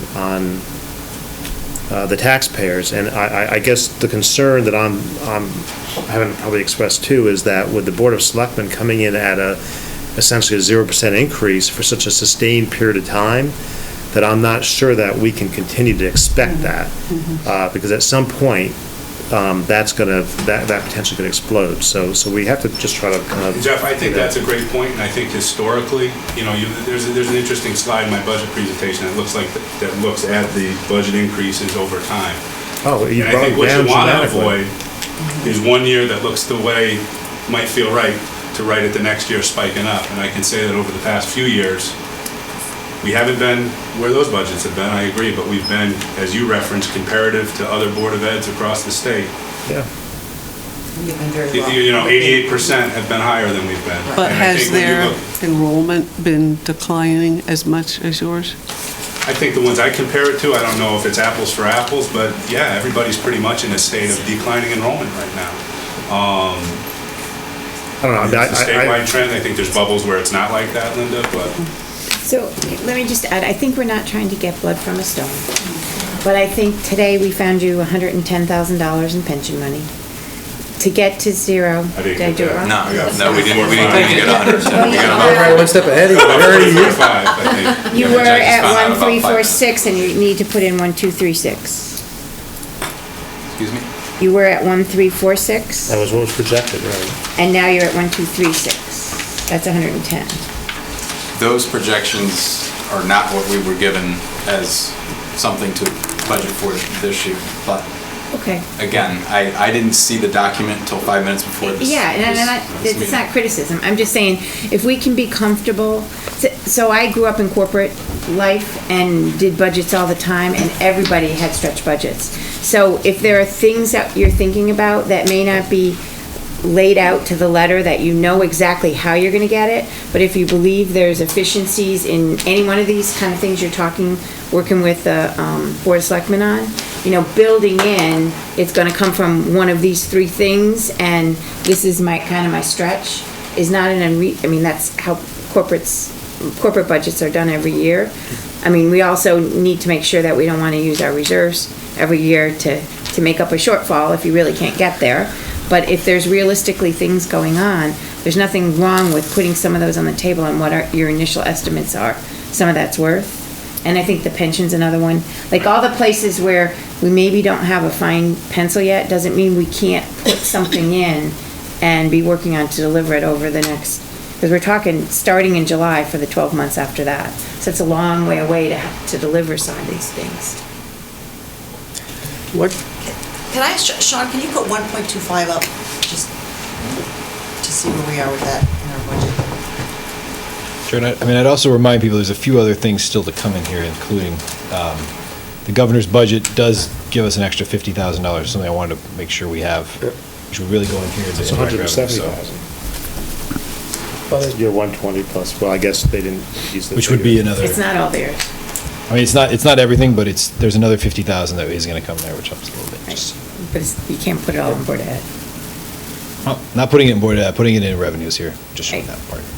You're looking for. 125, is that what you said, Lydia? 1.25 for our budget, just to see where we are. And the Board of Selectmen at, did I hear? Same. put them, leave them at 1, because I don't know what, Mary, you don't know what that number is going to be at this point, I am assuming, but I'm guessing that you're going to need some room, wiggle room to take care of some of these, things that we've talked about a little bit. Yeah, the Board of Selectmen did get briefed last Monday at our Board of Selectmen meeting, so we'll have a better number at our next meeting. So we're right now working through some of those contingencies. You're not looking at these scenarios now of like having to reduce library hours or anything like that, are you, this year? You are? Because I know that, when I was on the library board, met with an outcry from the community to have those hours reinstated. So again, these are the kinds of things we're talking about. I mean, we don't want to degrade the town product as a whole, so we're just figuring out how do you balance it all out. I guess I would just want, we talked about it in the overview, and I just guess I want to reiterate a little bit to the extent I can this evening that, we have incurred expenses this year as a result of influx of Ready, Set, Go students in our program and staff. Ready, Set, Go, which is the program I presented last time. Already. On the special education side that we're covering current year. Increased outplacement costs to the tune of $750,000 of unexpected costs we have right now current year that we're looking at adjustments and grant utilization to cover this year. So we're not absent of our challenges.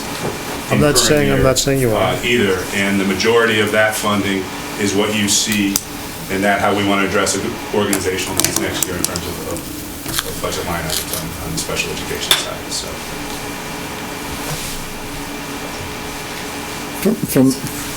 For me at this point, the -1, the -0.5, and quite frankly, probably even 0, or it's not worth going through the exercise. I mean, that's sort of where I'm coming from now. What guidelines would you propose? Look at the 1.25. I'm sort of in the 1% camp with a half a point on the collection rate, because I can see that will give us, I think, will get us to a small decrease in the mill rate. And I'm trying to compromise here. So in other words, they've already done it. In a Because sense. that's what this sheet is. Well, I mean, if the rest of you think that it's worthwhile going through the exercise and understanding what's necessary to get to 0, I'm perfectly willing to look, but I'm a little concerned that I don't think that the town's going to be able to do that, and I don't want to waste their time in a big way if we're just getting into a useless exercise. I appreciate the concern that you expressed at your meeting earlier this, was it Tuesday? Yeah. That presents some real morale issues. How about if we, Linda? Bear with me. I have mixed feelings because I don't want to waste your time either. But I think it might be worth having them look at something slightly lower than 1. Because if we don't have any alternative and something comes along that we're not expecting, a change in the governor's budget, something that happens in Mary's budget or something else, then we don't have any place to go. So maybe 0.75, 0.5, I wouldn't go below that. But something a little less than 1. Another concern of mine, which I don't feel we have to address here, but because of the state law, as enrollment declines, the reasoning behind it, it's so hard to talk, the reasoning behind it, I know from the Board of Ed, or the Ed Committee, was they appropriately see that if you lose a few students, that doesn't necessarily change your cost structure.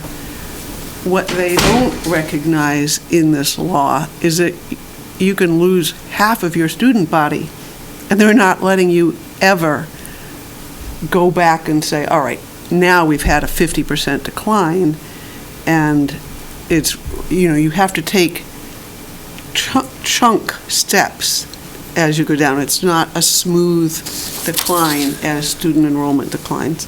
But there is no opportunity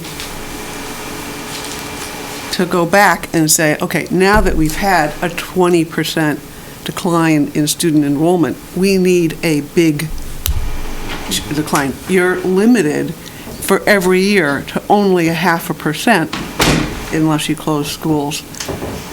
And so my concern is that if we don't almost grab the opportunity as it arises every year to cut 0.5%, we never can go back and get that opportunity again. And I think that's something that we all need to be working on with the legislature, including CABE and CAPS, who have never advocated for change in that law, at least not when I was up there, and have never actually lobbied, me at least, on mandates either. The people that were always lobbying against the mandates you suffer with were CCM and COST, not CABE and CAPS. And so I think I want to encourage all of you on the Board of Ed side, as well as everywhere else in town, to be looking forward that we need to be advocating for greater flexibility, because otherwise I'm going to want to cut 0.5% every year because we'll never be able to get that back. Do you see what I'm saying? Sorry, my mouth's not working well. No, and I think bigger picture, Peter, you've talked about the long-range planning and some of these larger conversations I think we have to have into the future. And, when you look at the enrollment decline, we've initiated the facilities and enrollment work. I think we've seen some smaller scale improvements along the way, and I think we have to see where that conversation brings us. But that's bigger than just a one-board conversation. That's a community conversation. And I think our board's willing to engage in all those collaborative conversations. But, also, I understand what you're saying, Lynn, but we put forward, you look at the reductions and offsets in enrollment this year, we basically with positions, reduction of positions offset the entire contractual salary increases. We do have some significant needs we need to address. So, that's got to work its way into that equation, and, how we can, talk about that and educate on that has got to be an important part of the process too. Otherwise, you're assuming that you're just taking the rollover and you're cutting and your needs don't change. And I know you're aware of the mandates and the pressures we're under, so I don't want to sit here on a soapbox and talk about that stuff. But right now is an incredibly tumultuous time for educators and for families too, who are getting, quite frankly, stressed out by everything that's swirling out there and all the misinformation on the assessment and curriculum side. So, we're in the face of that, and I'm extra cognizant, and I think our board is too, of trying to balance that organizationally while we try to,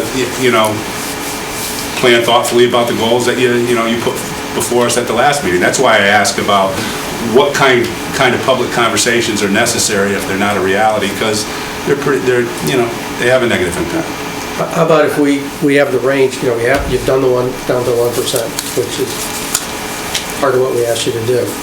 And in essence of stretching, what would the next 0.5 point be? Would that be unreasonable if we asked them to go for another 0.5 point just to see what it would look like? Would that cause undue hardship? That'll cause undue hardship, great concern. And I think I can speak for my fellow board member sitting here, and then, but Linda, I just want to mention to you, as past President Kate, and a big part of our, and I think it's CAPS also, we do a lot of lobbying, we do a lot of that, and I know. maybe you did not receive, or you were not one of those that did receive the end of what we were doing, but we do spend a lot of time when it comes to the mandate relief and to no more mandates with a lot of the legislators. I know I've testified on behalf of that on many of those things. So also, can I ask you a question, Jeff? You were talking about one of the mandate laws you were referencing to? Yeah. Is that present for this year because Ed Committee is going to be looking at tomorrow, just lost it, another act that received state funding for education and budgets of the Board of Education. So that's going to be something that they're going to be looking at again, along with the other things that they have on their agenda to look at. I didn't know how that would tie into it. Yeah, I was looking at the act that was for non-educational expenses and collaboration that can focus on that. Maintenance side of things. We as a board here, and I know that Burke was in on this, we talked about this in, I think it was October. Yes. And at some point, you are supposed to come back to us with a list of It's at the presentation of our budget, which has not happened yet, and that we have to focus on those maintenance-related expenses.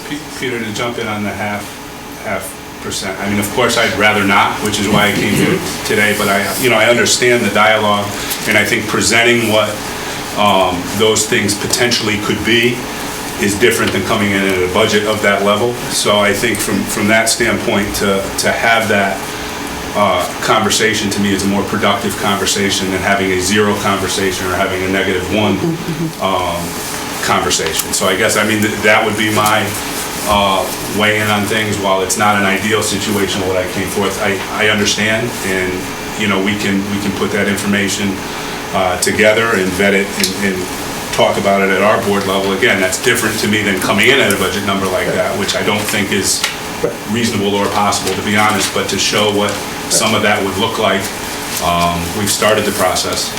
Can I give you a long-range perspective? The version of this model that you're looking at here, I've taken, and the one that I've got, and Linda and some of the other Dems have seen this a few weeks ago, but it's got 3 years of history, and the version I've got in front of me right now shows the next year and so forth. It goes out 5 years. And so when you build in some assumptions, and you can just be, if I go 1% on all of the key budgets going out for 5 years, it does some dramatic things to the mill rate. Now, again, there are a lot of moving parts here, because depending on what you do with the grand list, and the real key underlying issue here is how to get Simsbury growing again, or to start adding some grand list growth, given the Hartford and some of those issues. But if you take this thing out 5 years and make some assumptions about all the bad things that could happen to us, it gets really, really ugly. Linda. Labor on here. I guess I also want to talk about the future and echo Barbara's earlier comments about stretch goals and whether you do them this year or not. A big concern for me is to see that you're beginning to think, and I know Mike talked a little bit about this a month ago, that you're beginning to do that kind of process re-engineering and looking at program cuts. I mean, I'm hearing the library cutting back hours. I know Parks and Recs has cut back some things that I wish they hadn't cut back, but, as a consumer, you live with those things. I think we have to feel reassured that going forward with all of these bad things on the horizon, that you're taking advantage of the time now to look at where you can go in upcoming years. I understand, and we want to be reassured too, and I think this is, I talked a little bit about this in my initial overview, that, when you look at historically the last few years where we've been with the increases, that we're not coming in with a dream list of extras, and I think there's not a data point to anywhere you could find comparably that would line up and show us. We're not coming in at 5s, 4s, 6s and saying, okay, take a whack back at me and I'll miraculously show you a number in between somewhere. I think we're trying to come in prudent and honest with where the reductions are, what we feel the program needs are. What I heard in your meeting was people on your board saying, we've been at 1.5, it's time to change course and start making the numbers bigger again, because we can't live with this. And I think you heard a lot of things, and I think that was one, right? I mean, that wasn't the balance of the conversation by any means. I don't remember it that way, but that's okay. But I think, that was a huge red flag for me, so. Just to shift gears down to specifics, because on the insurance, did you really sit down with the insurance agent and get some efficiencies there? Because we have a tremendous, as you'll see by the finance director, reserve in that self-insurance fund that we got to get some benefit out of in our budget process. So I'd like you, that's one area we can make. Collaboratively with Tom and Sean and our insurance consultant, Bob Lindbergh, we've definitely done that. And we're definitely looking at reserve levels and making sure that they are not, they're not going to be forgotten about. This is a time to use them. Yeah, because we've built that up, and now's the time to take a look and do a hard look and make sure you get the budget benefit. I mean, Becky gave you some relief, I don't know how much, but if we can work on the insurance, that's where I see some opportunities to not impact programs, but to get some, Correct. make everyone happy, and the more we can work in that area, the better off we are, I think. So, you can always revisit it.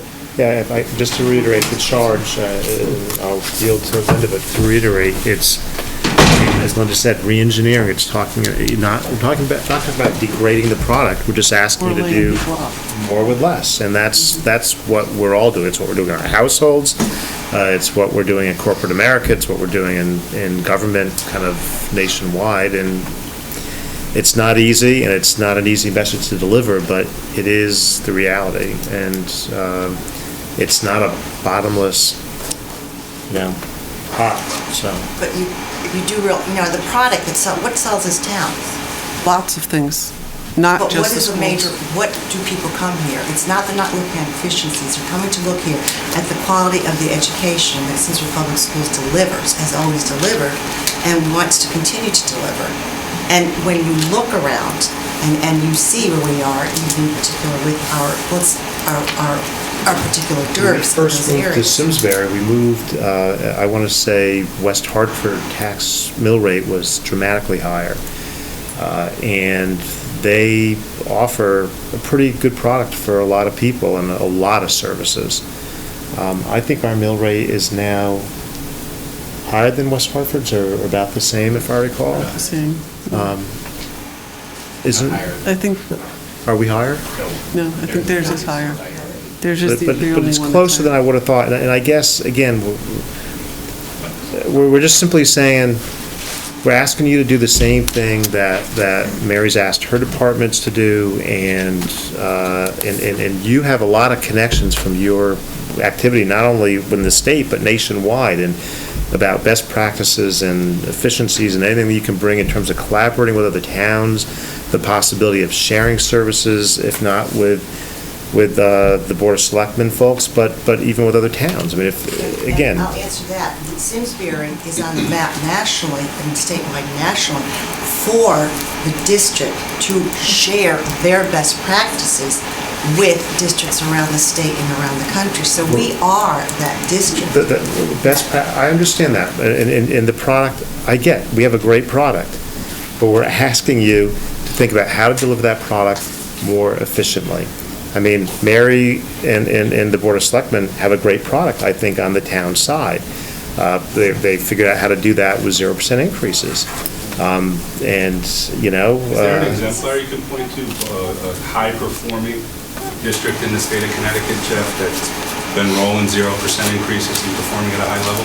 Again, I think you're talking apples and oranges because you're talking about a lot of, towns that don't have the declining enrollment, for example, that Simsbury has had necessarily. It's not even one, it's a statewide trend. But I guess the other point is that your increases have been exemplary the last, 5-6 years, but if you look at it prior to that time, the increases were fairly dramatic.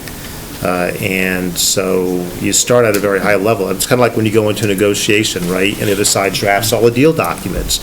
And, I'll give on this, I'll give on this. Well, yeah, you started with your deal document, so you started with your best case scenario. We're just asking to be more creative, that's all. Maybe if we could summarize. We got the guidance we need. I think guidance, so we clear here, that we'll ask them, they got the one, go back down to what half would look like when they come in. Does that sound reasonable? Everyone's clear? Can I ask one question? Okay. And maybe you want to answer this in the formal budget presentation later, but I know you inherited a bunch of money, and I wondered how that factors into the being new, I don't know, and you probably never inherited money before, so it may be new to you too. But, I mean, it occurred to me that if there are things in your budget that are not recurring, and obviously you're not going to want to build that money in to pay for ongoing salaries, but if you mentioned earlier buying computers, it's kind of a one-time thing. Could that inheritance not be used to do that, thereby taking that out of the budget? Which I think you have in the budget now. Yeah, So it's just something Just a thought, right? to look at. Suggestion. I'm Yeah. thinking, to bring it down to how everybody else lives on their personal budget. If you're struggling to pay your bills every year and you also need a new car and your uncle leaves you money, you're going to use that money to pay your bills and buy yourself the new car you need. So I'm just wondering how that works for the Board of Ed.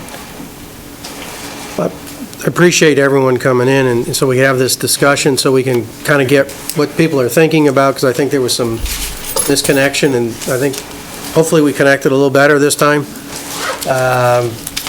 It's a budget process. We're in the process. Things change, information changes weekly, daily.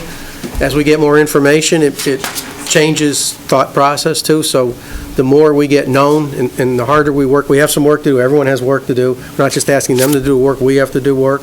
We have a lot of areas to look into. So I think if we work hard, we'll get a good product, and we really appreciate everyone's effort, and thank you. Thank you.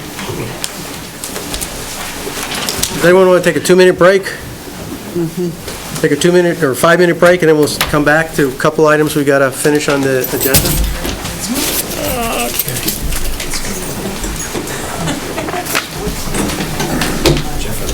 Right, I'm sorry. I'll correct it during my financial report. I was thinking of last year because I was looking at houses.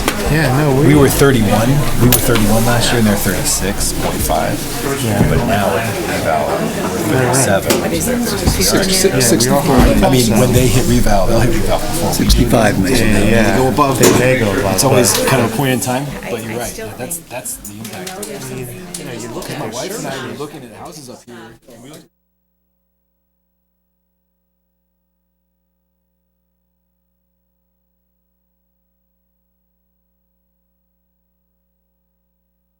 I'm saying the stuff that's the low potential. Oh, really? Going through a chair. Well, this was a more tense meeting. So we're going to get some more tense. Yeah. Would you like to reconsider? I will tell you though, the drive is always, it was truly hard. I know I'm going that north. You thinking about maybe moving up this area? Yeah. I know you like, I know you like your short. Well, we left it there, so now I guess it's permanent. Where I live, I wouldn't be able to get back in there. I mean, it's a nice spot. We're gonna try and see if we can swing too. We're gonna give it 18 months. I mean, the house isn't ready to sell anyway. I need it.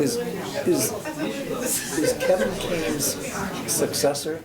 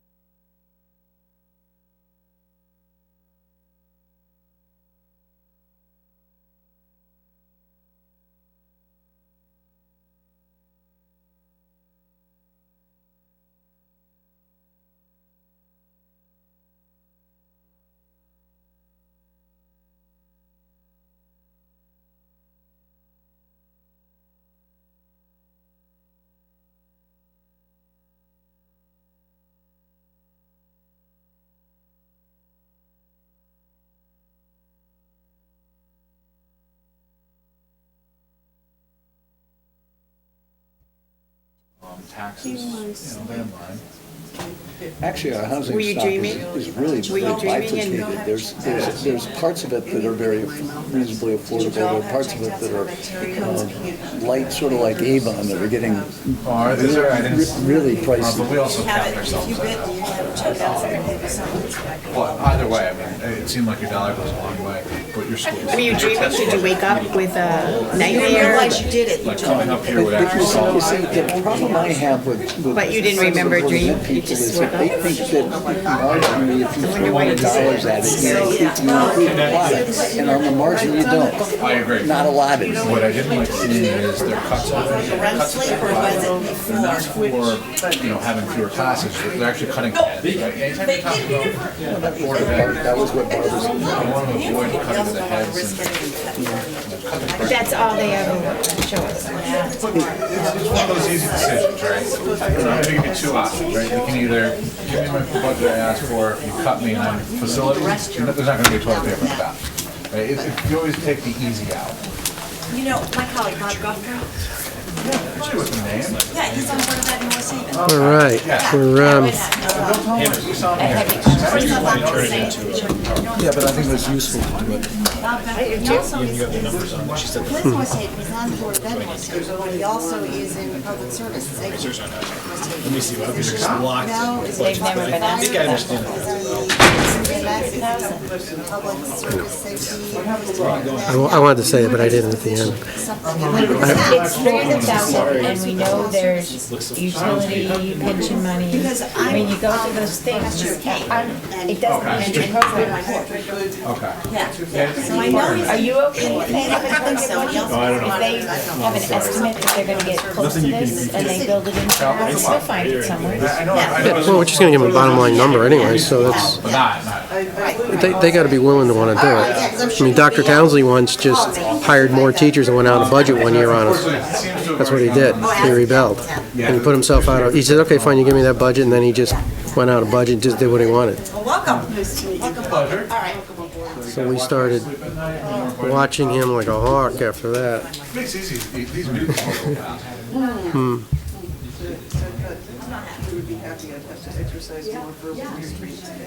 No, it's, this is a, The only thing I would, with Board of Ed, the only thing I ever try and challenge is, guys, don't come to me with headcount reduction. Come to me with systemic improvement. That's what I said. Show me where you're going to do performance contracting. Show me where you're going to put copiers out to bid. Well, it's even looking at pension contributions and the town is.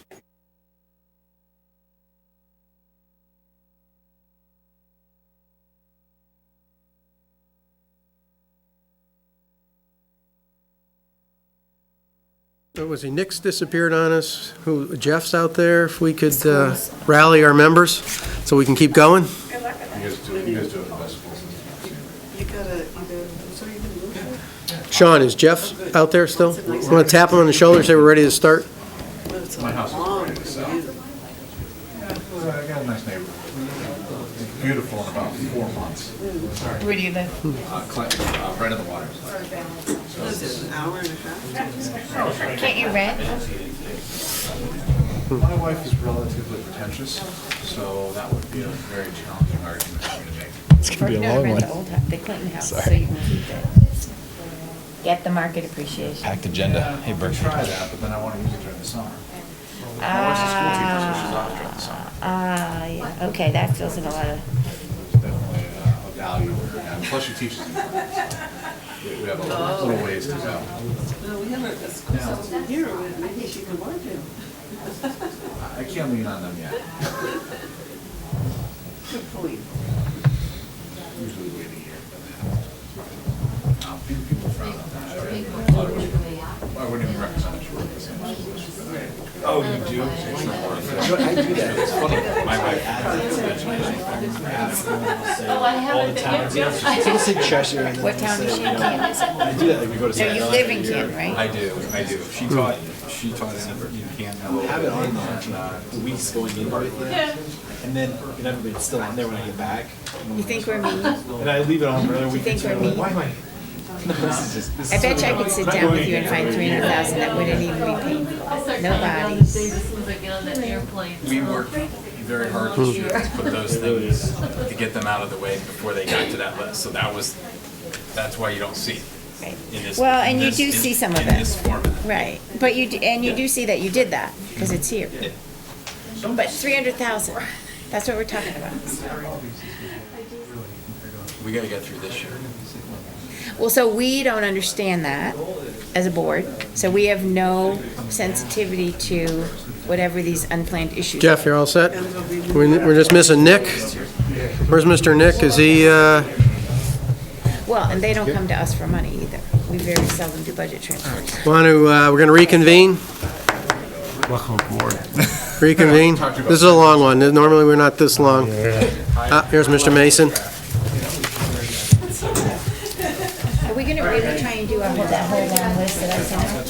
No. Okay. Okay, we're going to reconvene the meeting of the Board of Finance. Now that we got through item 5. Item 6, Finance Director's Report. Sean All right. made a great report for us, so why don't you walk us through? Sure, I will. I don't know how much detail you want me to go through, if you want me to just read the whole thing, but. No, so we read it. Okay, good. We got So, it ahead of time. Good. So the update on tax collections, Peter touched on this a little earlier. We're slightly behind where we were this time last year. Last year was also the earliest we were as high as we were, and ultimately ended up being one of our highest years. So as I kind of did a very brief analysis of this, that we're basically, we would need a February of about 1.5 to get back to the same rate. We average about 1.4 during the prior 4 years, although last year we only collected 900,000. Again, we had a very strong January last year, so sometimes if we have a very strong January, we typically have a little bit lighter February. You have someone paying their bill on February 1st rather than January 31st. It's literally the difference. So at this point, now, we're obviously, as you can tell, monitoring it very closely. I think it'll be important to see what that February number comes in at before we wonder whether we're missing sort of, again, our target of 98%, I don't think is in jeopardy. It's the 99.6 that we saw last year that we would like to be. Do you know if any other towns have had a similar experience this January? I don't. Is this unique to Simsbury? I don't. I haven't done that analysis, but I don't. No, the answer is I don't know. I could look into it though for sure. So that's where we are on tax collections. Again, right now we are at 96.97% through the month of January, through January 31st. Update on grand list. You saw this in the calculation earlier. Dave Gardner has filed the grand list at 0.599%, a hair under 0.6. And this is actually taken from a memo that Dave provided the Board of Selectmen. But about $13.4 million in increased real estate, property, and motor vehicle values.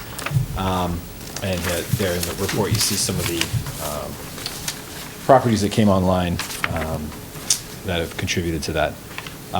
You don't show it here, but he suggested holding back $1 million for potential.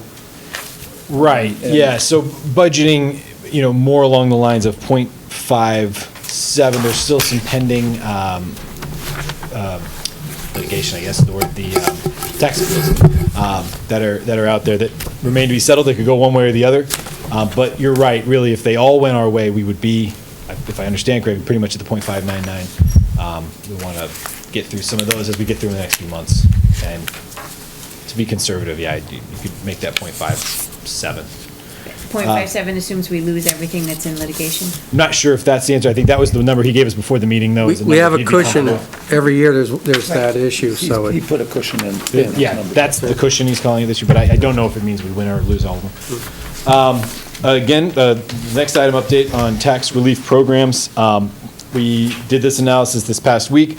Again, things like elderly tax relief, the application period just starts February 1st and ends May 1st. So you're always using last year's numbers. So in the mill rate calculator before, we were using last year's numbers, right? So sort of 2 years ago. So now we have those numbers as if it was this time last year, and it's favorable for budget planning purposes. There are no business development tax abatements on the books at the moment, and some of those other numbers actually came in slightly lower. That means people applying for these tax credits. And so that's, again, favorable in terms of less money we have to put in that mill rate calculator. Yes. So most of the $80,000 difference is because of fewer people applying for the senior program or fewer business abatements or? The 50,000 of it is the business debate, is abated. Okay. There was one left, I believe. Oh, sorry, it's right there, yeah. Yep, sorry. there was one less that was 50, and then now that, when that one fell off, there's now none, and none that has, Hiram hasn't told me of any others that are coming down the line, so. Can I ask Mary a question on that? Do we feel like we're publicizing those programs enough and people that can take advantage of them really are? We do. We put them, we've done a very good outreach program. We've gone through social services. Certainly, we put the ads in paper, we can show, so we can. It's in their mailings, right? I think we sent out in the tax bills for a year, so we're trying to hit. We certainly can always do more. Every year we republicize it, republish it, we have office hours, so we can certainly do more as we do every year. People certainly know about it. It's statewide as well. That it's falling? That it's dropping? No, but it's statewide. The program is statewide, so if someone lived in another town, they would also be eligible for years.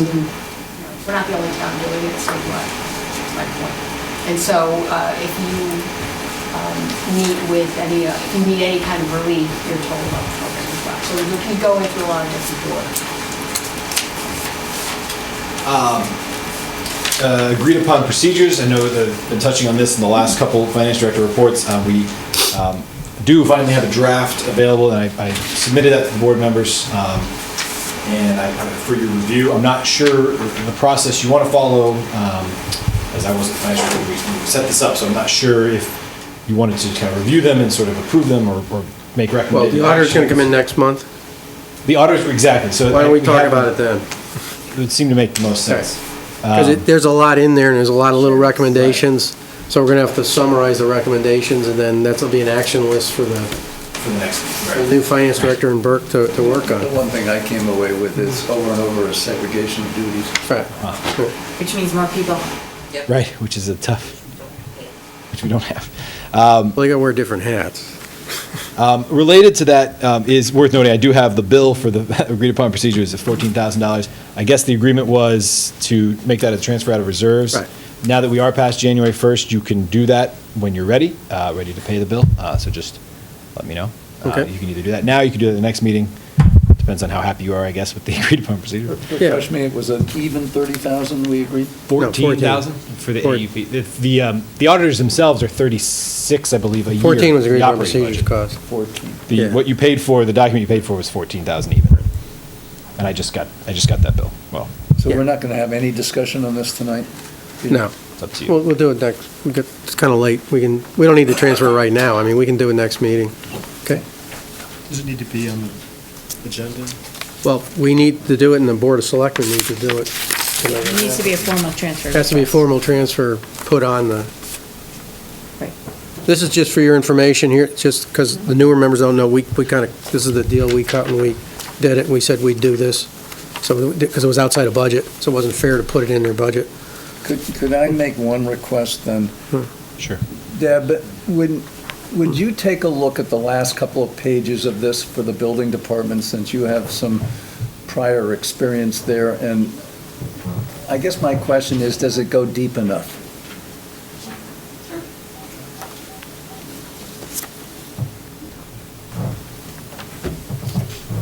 Sorry.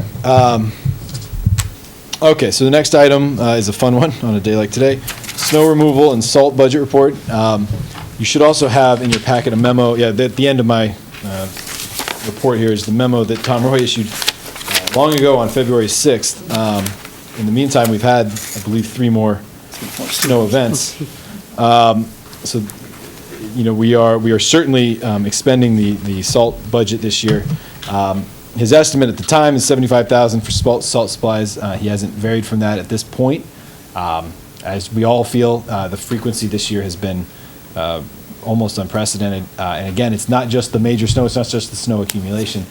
In December, in our memories, it was a nice warm month.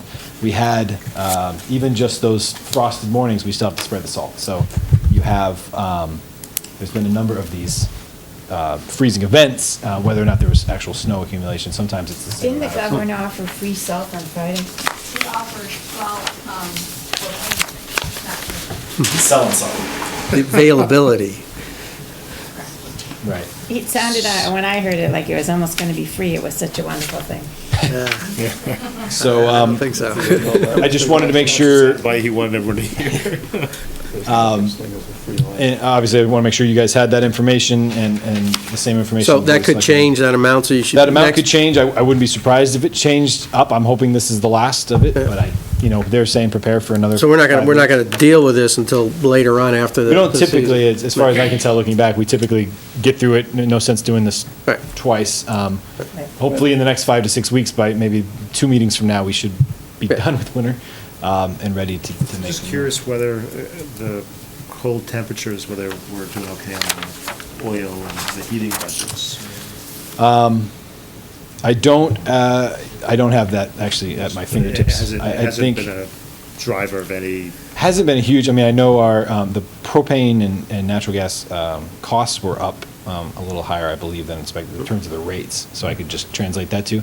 But we've done a fair amount of switching away from oil, and so I think in some ways we're a little insulated from that. But I don't know. I'd be speculating. I can try to get that for you guys. Do we piggyback on what the Board of Ed is able to contract for? For our They've got that For long-term fuel contract. costs? They tend to, We joint bid that.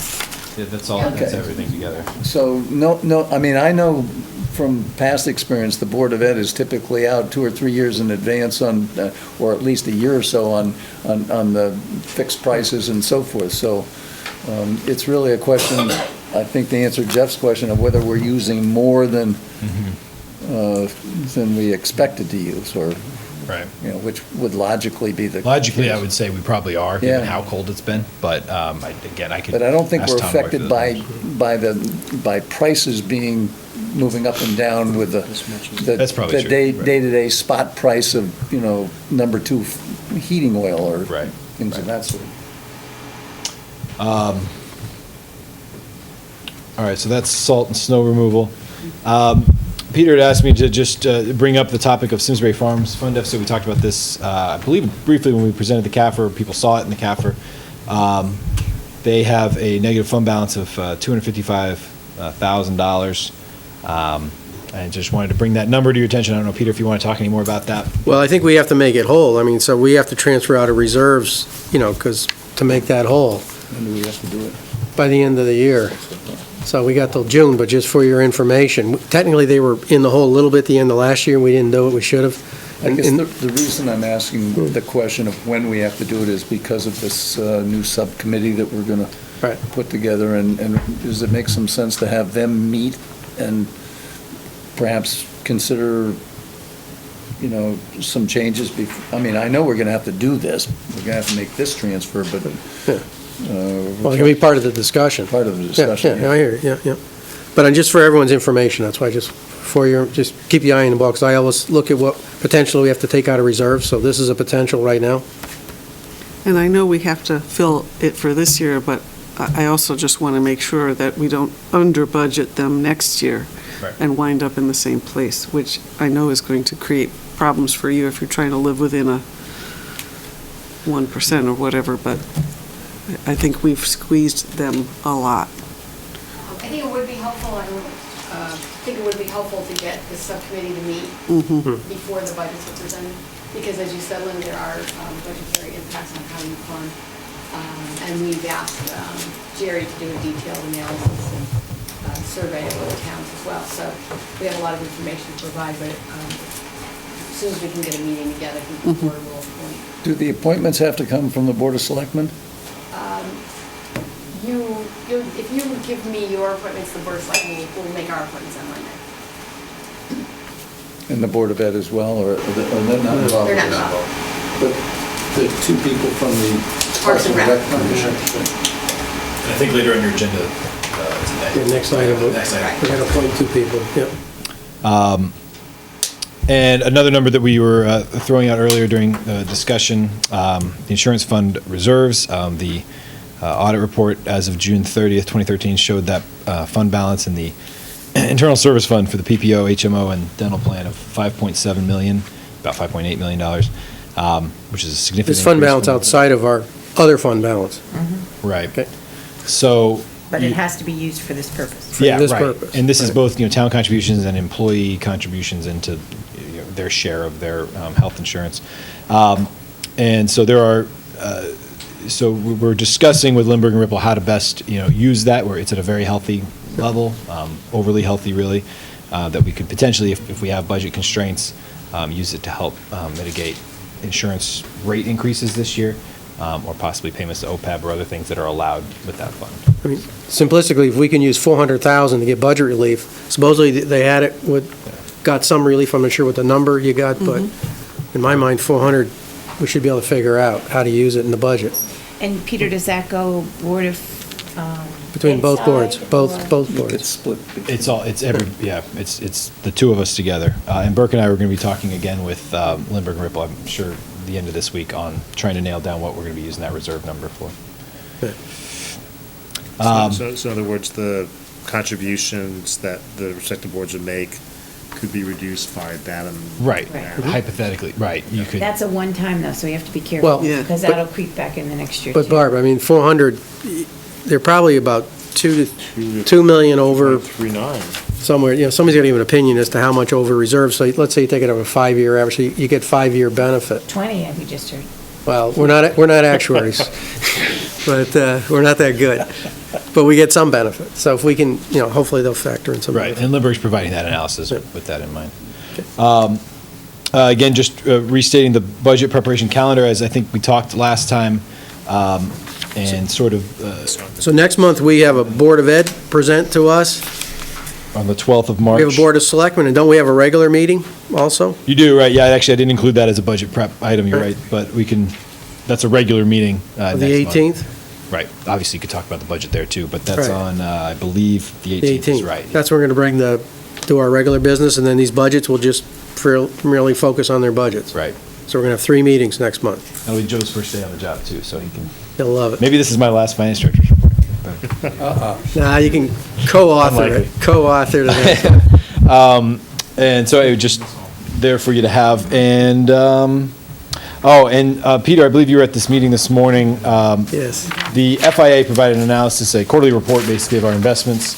I do not have that as a paper copy. We have it electronically. I can email it to Could you all make of sure all members get that? Yeah, and let me just make sure. Has everyone been getting my emails when I have sent them in the past, maybe a month ago? If anyone hasn't, let me know. Peter and I don't need them, but. No. Okay, you guys have the paper. The paper copy is too hard to copy. It's got all the tabs and everything. Or we can try to find a way. But if you'd like, I can email it to you. If you'd like a paper copy, we can get somebody in our office. But it has the pension investments and also the OPEB OPEB also, fund yep. in there, so it was, they meet quarterly with the pension subcommittee, and so our responsibility is to oversee OPEB in addition to the pension subcommittee, so that's not technically going through them.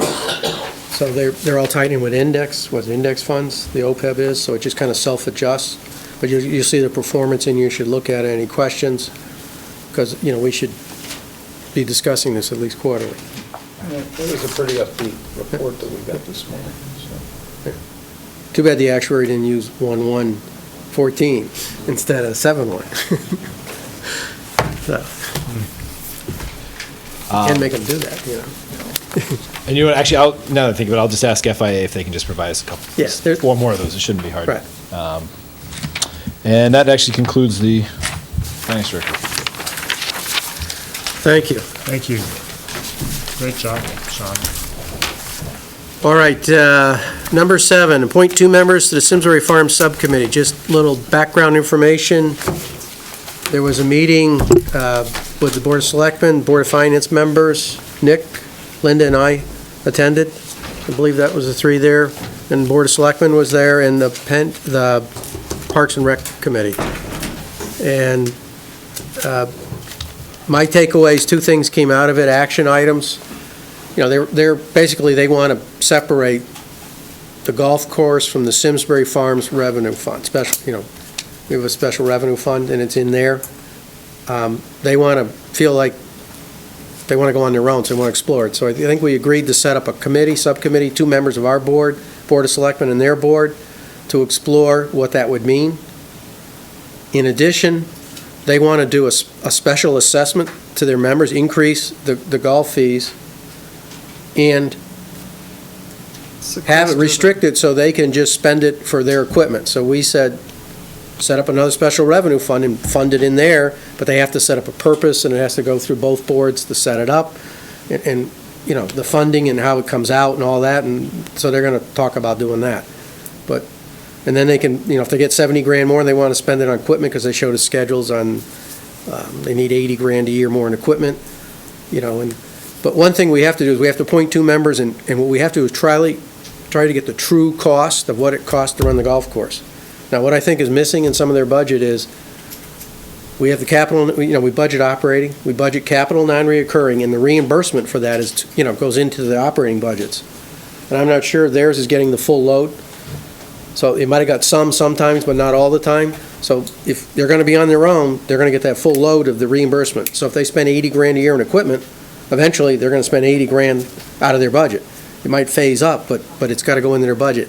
Number 2, you know, they talked about maybe being an enterprise fund. If you go enterprise fund, your whole debt service goes in there. So we rebuilt the clubhouse and did some other bonding for other items, which is not in there, it's on the town side, so. But how would you split that between the golf course? Because you're talking about this being golf course only. That's the committee. That's what this Committee's gonna do. I mean, one of the other issues is the allocation issue of the administrative functions that Jerry Toner and some of his staff are providing to Simsbury Farms and to other recreational activities in the town, and we need to take a look at how that's being done as well. So we need 2 people who love numbers and want to get on there and talk about the theory and, you know, just represent our board and then come back with a proposal to the boards. So I guess we're looking for volunteers. And I'll offer to be one of them. I'm willing. Unless somebody wants to trump my offer, I mean. I just wanted to make If sure anyone that else wants to be on it, they can misplace me, but. Anybody play golf? Yeah, I don't golf. I don't really even understand the sport. You want to get on? They often, I think often too, aren't they, the meetings are during the day, and it's very hard for me to. Yeah. I mean, I can do it too, but if you guys want to do it, I'm happy to. I just took on the senior center last time. Nick, you and I, point, That's fine. that sound reasonable? I just We'll be the designees, so You can get your cost accounting hats on when we go into that meeting. I'll give them my book on cost accounting. They might find out that how much it really costs to run that golf course. Well, we should. I mean, that's a great end result of the committee. Well, I'm sort of hoping we'll go another step and take a look. I mean, several years ago, the suggestion was made that we might want to bring an outside consultant in to look at the way it's managed, and so I don't know if that's on the table or not. I think that they mentioned at that presentation that every town that has gone to an outside manager has been devastated by the experience. So I don't know they want to go that way, or that we want to. But it can't hurt the committee to get some facts and then back it up with some facts. I mean, what I'm looking for is just get the facts and let the facts speak, and then the decision's easy. So if we don't get the facts, we're all speculating. So I just like to get some hard evidence, and then we can put the discussion to bed and do the right thing. I mean, ultimately, it's just where we're going to place it in a budget. The expenses, we have what we have, nothing's going to change, it's just a question of where it is. So that's the way I look at it, and so maybe everyone will finally be happy if we can talk this out. Although the second thing you mentioned about creating the special fund for the surcharge does actually create more revenue. Right. Because they feel they can collect from people if the people know that the money that they're putting in is only going to be used for golf upgrades and not be put into the general fund. That's why I thought that was a good suggestion that we came up with there. So if they want to raise their fees and put it there, that sounds good to me. So if they want to raise it even more, we'll set up another one. But I think that'll be easy, but we still got to set up how it works, because our board has to make sure we're comfortable with how the authorizations of money comes out of there, too. So just be, when, I think the Board of Selectmen are going to come up with the procedures and work it through, and then it'll come through their board and our board. So. They had given a little of that presentation to us last year. They talked about remaining competitive and the rates being somewhat sensitive, that if they're adjusted upwards, we wouldn't be competitive, so we'd lose revenue. I guess maybe this is a compromised position, or I don't know. If they think they can get it, I'm not going to complain. That was last year. Yeah. All right, so we got our members, so move on to the next item. You want to talk any more about the budgets this meeting, or we talked, we had the worksheet up there, CNR is kind of, I think it is what it is, the issue operating budget we've discussed. Capital, there's nothing to look at. I don't know if we can discuss it, but I'm the person who went to the senior center meeting, and obviously that's a capital issue, and I think it would be really helpful for them if we could figure out how much room there is, and as I understand it, there's not a lot for new capital projects. I mean, I don't think they want to waste their time making recommendations to spend millions of dollars if there aren't millions of dollars there to be spent. So if we can figure out soon how much room there is within our 7% guideline, and given all the other things on that list, I think that would be helpful for that committee. Well, normally what we have to do is we have to approve the capital for this year. Mm-hmm. So that's one thing we should talk about. Are we going to approve any capital for this year? Because we have a land purchase coming up, and how we're going to finance that. So I think we should probably talk about that. And then looking out, as far as talking about our guidelines, and we can talk conceptually about the future, but I don't know if we ever talk about specifically our projects. I mean, conceptually, we have this, and we can talk about the policy, the 7% guideline. We can talk about how we fund bonds, the term. We can But I talk. think looking at the sheet Nick is looking at, there's, if I remember correctly, there is something in there that says, okay, given what's rolling off this year, that frees up X amount of debt service, which I don't know how to translate into, okay, that means you can borrow Y.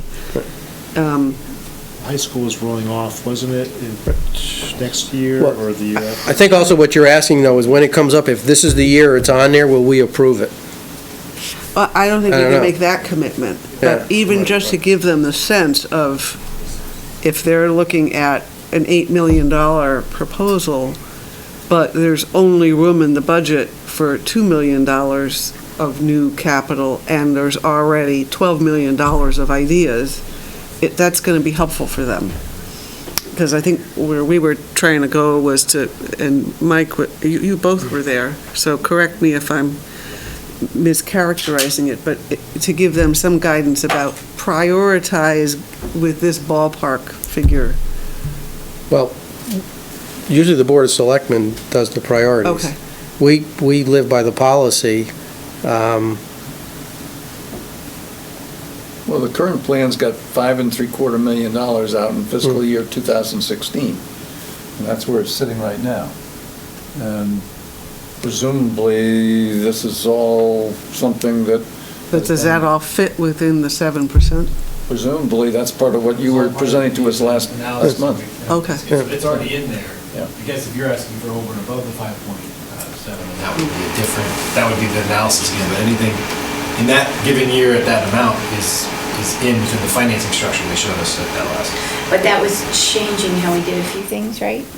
That's right, well, there are two different ones. One was bonding it at 15 years for the senior center, and one was not, one was moving, I believe, Henry James. So I think just to respond to Linda, I think, Linda, that conversation is exactly right. We all need to have that conversation. I think we will have it when we get to the capital improvement, because the Board of Selectmen will review where and how much that project fits within the 6-year capital plan and what funding mechanisms that we have to do to make it fit. So, for example, if the Board of Finance decides they don't want to bond anything longer than 10 years, then the senior center doesn't fit. And that would be helpful to know now before we go through all the efforts of making those decisions. So yes. Or it exactly. fits at a lower dollar value. If the bond level for that project has to be lower, then we need to make some decisions on what we're going to get within that capacity. So yes, we are going to have that conversation, and that's. I mean, that presentation was to us, assuming that all those capital projects were, everyone was in love with them, and that's what was going to happen. Here's how to make it fit. Now, that And goes we've through a never- process, and one thing I've learned from the years sitting here, that's like a moving target. Exactly. We've never had even the following year look like it looked the year before. So normal things cause changes that it keeps moving. Mary, is there still a committee or whatever that's looking at that? I mean, I know you had a consultant in here, and, I mean, are we still at three proposed sites? Yeah, Potential sites? there's a senior center subcommittee. and That's there's the a one I'm on. representative. And so we're finalizing what projects to bring forward to the Board of Selectmen. That's where we are.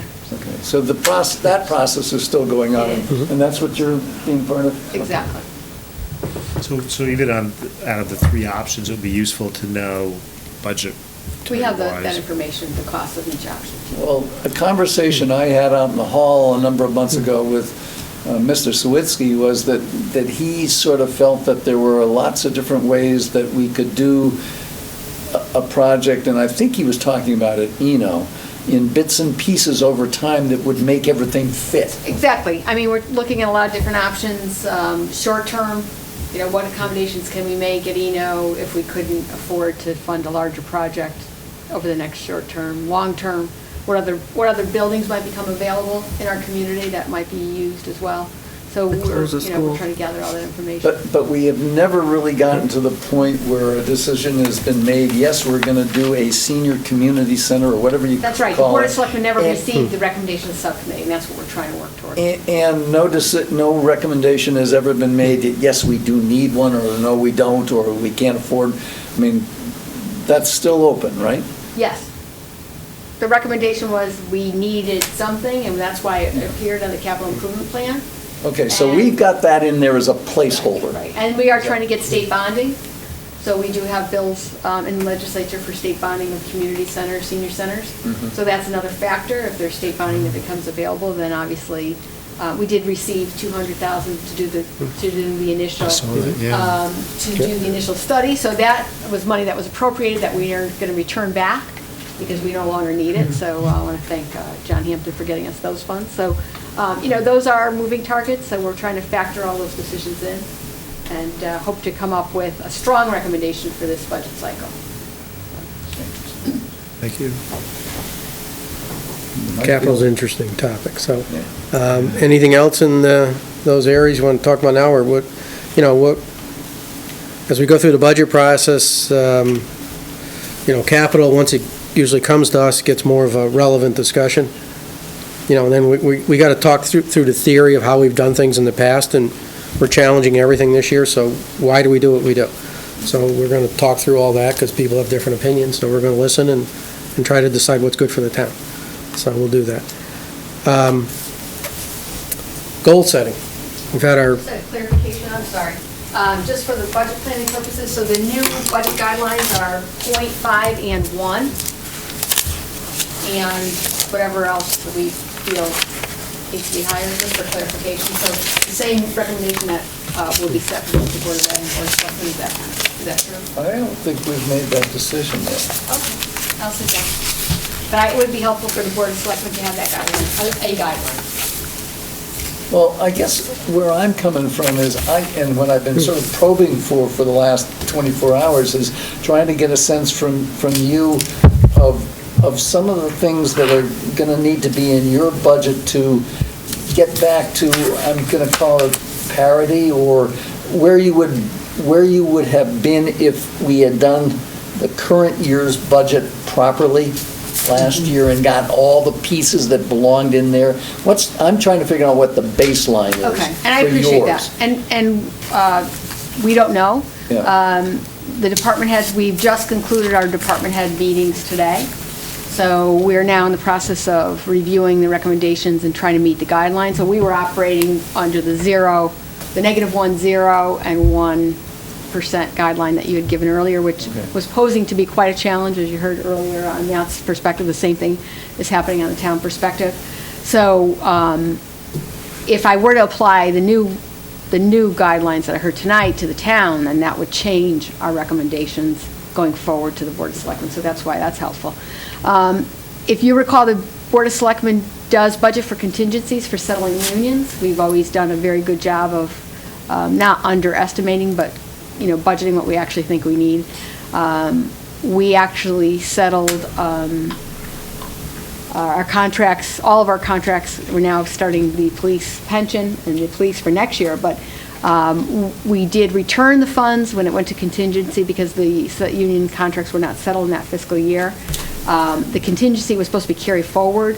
I think the finance director forgot to include some of those fundings in the carry forward, which is just an accounting situation. The money went back to the taxpayers. You used it as part of your contingency. Now it will need to be put back into the budget base. So we're trying to work through some of those items as well. So I can't answer that question today. If you're expecting the town to come in with a 0 budget, that's not going to happen this year. I think that some of the drivers that we heard earlier on the Board of Ed side, the workers' comp, we've had a lot of winter storms. We've also had a perfect storm in terms of our experience ratings. We've had a number of medical claims against us that has increased our insurance. We've had a storm. So there are a number of factors that will influence the budget going forward. The good news is some of the decisions that the town made has put us in very good stead. If you recall, we negotiated contracts to increase the OPEB contribution. That's going to have significant savings for this year into the town. It's going to have significant savings going forward. So that was a real win that we introduced, and we were able to negotiate those settlements. So, we also had worked with the Board of Ed to have a single carrier, and I think that gets back to your point, Jeff. I think there's frustration because we'd all like to do more, but some things take a long time to put into place. The town previously had always had separate carriers, so the Board of Ed would have a carrier, the town would have a carrier, and every time we had a conversation about how to consolidate, we would be talking different languages because we didn't have the same carrier. So the Board of Ed had to negotiate, as we negotiated, the same carrier, and we're grateful to our employees because it's going to save them money that we can then reappropriate. So some things take longer to implement, but I think we've put the town in very good stead to be able to start reaping some of these benefits. So short answer is I can't give you that tonight. You will get it. The Board of Selectmen will get it, but we do have a challenge going forward in the budget this year. And, I think that a -1, a 0 would be very difficult for us to present to the Board of Selectmen and to the Board of Finance, like catastrophic closing of facilities and things. So I don't see us asking you to do anything more aggressive than we're asking them to do. Well, in sense of fairness, we've always been, everyone's in the same boat unless there's a compelling reason. I will point out, that my budget is very small. Right. So even the increase that I will appreciate this. He loves when I say this. For every $1 in taxes, I get a quarter. So if you looked at the 1.1% Actually, you get increase, even less. It's $200,000. That doesn't even take care of the salt and the overtime budget. So, the numbers, we talk in percents, but in reality, the dollars, the town side budget is so small compared to the overall budget that it's really not a lot of dollars. So that's just makes it harder for us when we apply those. So the guidelines would be, show us down to 1% and not minus, in 0.5, 0.5%. Yeah. Just like we asked the board. And 1.48. And Well, so- 1.48. No, I would say something different. So we had the benefit of all the work that the Board of Ed's done already to roll it up and to know the 1.48 is what they believe right now, and it's all preliminary, it's not final, but is what they believe is the best they can do. And then we said, okay, go do more. So I think that we ought to ask Mary to present the same thing. What do you think you really need? What's the right budget for the town?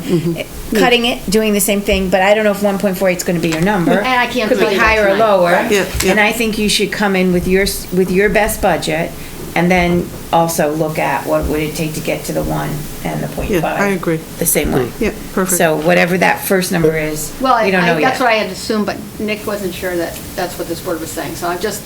Are you saying something different, Nick? No, I just, Okay. we've never had a conversation amongst Right. the six of us that we want to do what we've done, as Peter said, for years, which is to set, both sides at the same level. I think, and Matt raised a point earlier too about trying to maintain, budgetary increases so that you don't have, exorbitant increases in any given year. And I guess I just, particularly with the Board of Selectmen budget, I just want to be sure that we're not at a point where that's going to happen at some point, because you've not had the increases over time. So if, for example, you said there was an accounting error, So I what we wouldn't did think that was, would the factor carry in. forward for the settled contracts, we returned all that to the general fund because we couldn't use it in that fiscal year because the contracts weren't settled till the next fiscal year. That money should have been carried forward. The budget there should have been a little more cushion put in, it wasn't put in. And so, we have to now appropriate the money.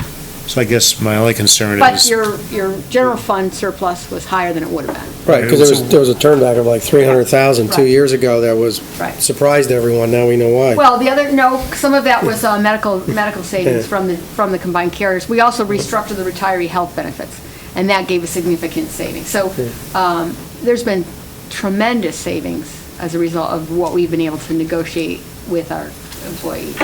So not all of it is. So you're probably going to come back and ask us to take some money out of reserves to put in this current year's budget and to make the new baseline, a different baseline?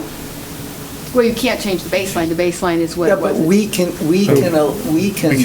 deal with it.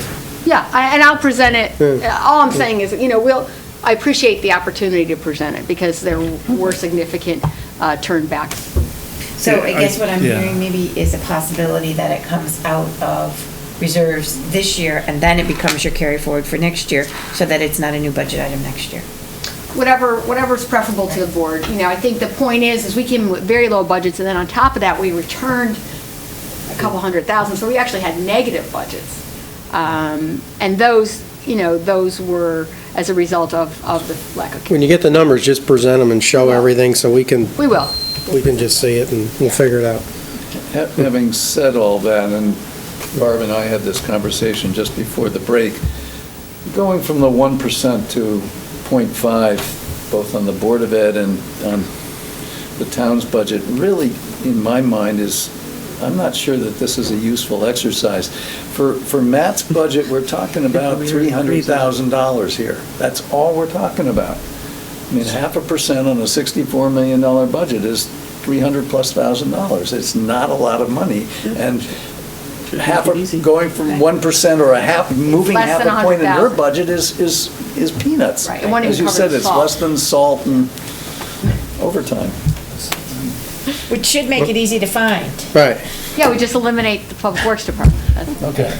I mean, it goes both ways.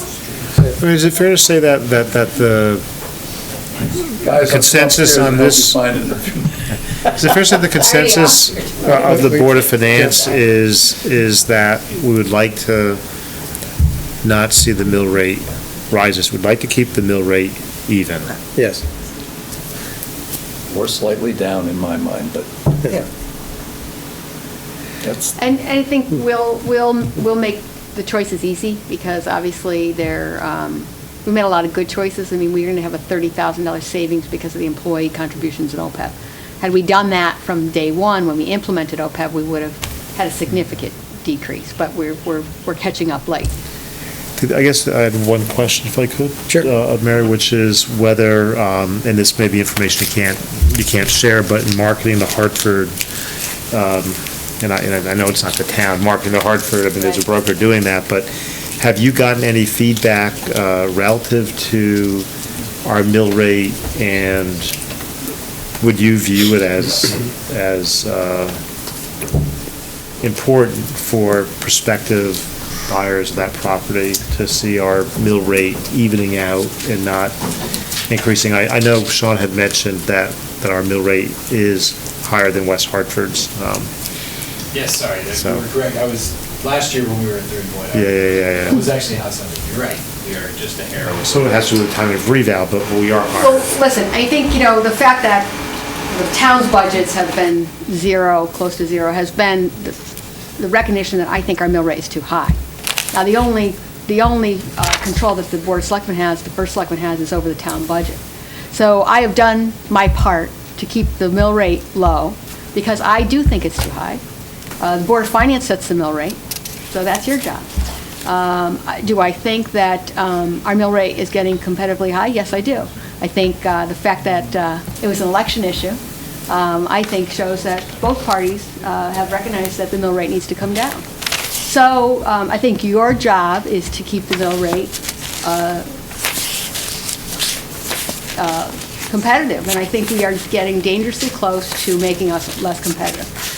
If we want to be pro-economic development, then you need to keep the mill rate the same or cut the mill rate. What we're going to do probably this budget process is we're going to... So I think that you need to, you asked the question, so I'm answering.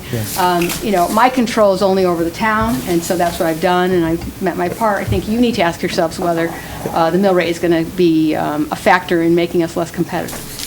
What we're going to probably do is, if you saw the schedule we handed out last meeting, is you look at us compared to other towns, and before reval, actually our mill rate was doing better. There's only one town, actually, we were doing worse against. So even against Avon, we were doing better each year, making our mill rate more competitive. Reval. When reval, the way reval works with each town is interesting how it works, I noticed. So we're going to try to get some schedule and modeling going forward so that citizens can really see where we are. I think when I first got on this board, we were second, had the second worst mill rate. We're down to 13th. We've made some progress, but once you start off as one of the worst, it's hard to, anywhere is up. So we have work to do.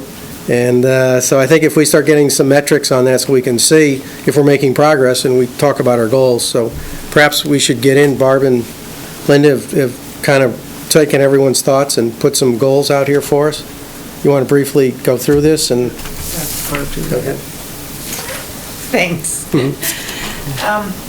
What we tried to do was just categorize everything into things we need to do this year, decisions we need to make around the budget, and some of the things that we had thrown up on the list as a group were really budget outcomes that we'd like to see happen. So we sort of split it into immediate things that we have to do as a Board of Finance. We broke it out. There's some procedural things too that we wanted to do as a Board of Finance. And then there's some longer-term policy things that we talked about, and we've got those broken out. Some of those policy things really belong in this year. It's part of all these conversations around, can we earn more interest? Everything we do helps fund the Board of Selectmen budget and the Board of Ed budget. So if we can earn more interest and, talk about how we're investing the reserves, that's already something that can help relieve the picture too. So there's a lot of places on here that we have work we can do to help contribute towards what we're trying to get to here. The problem that I see, the challenge that I see, is that the time it's going to take to do it. Gets put on the end every night and we're almost at 9 o'clock.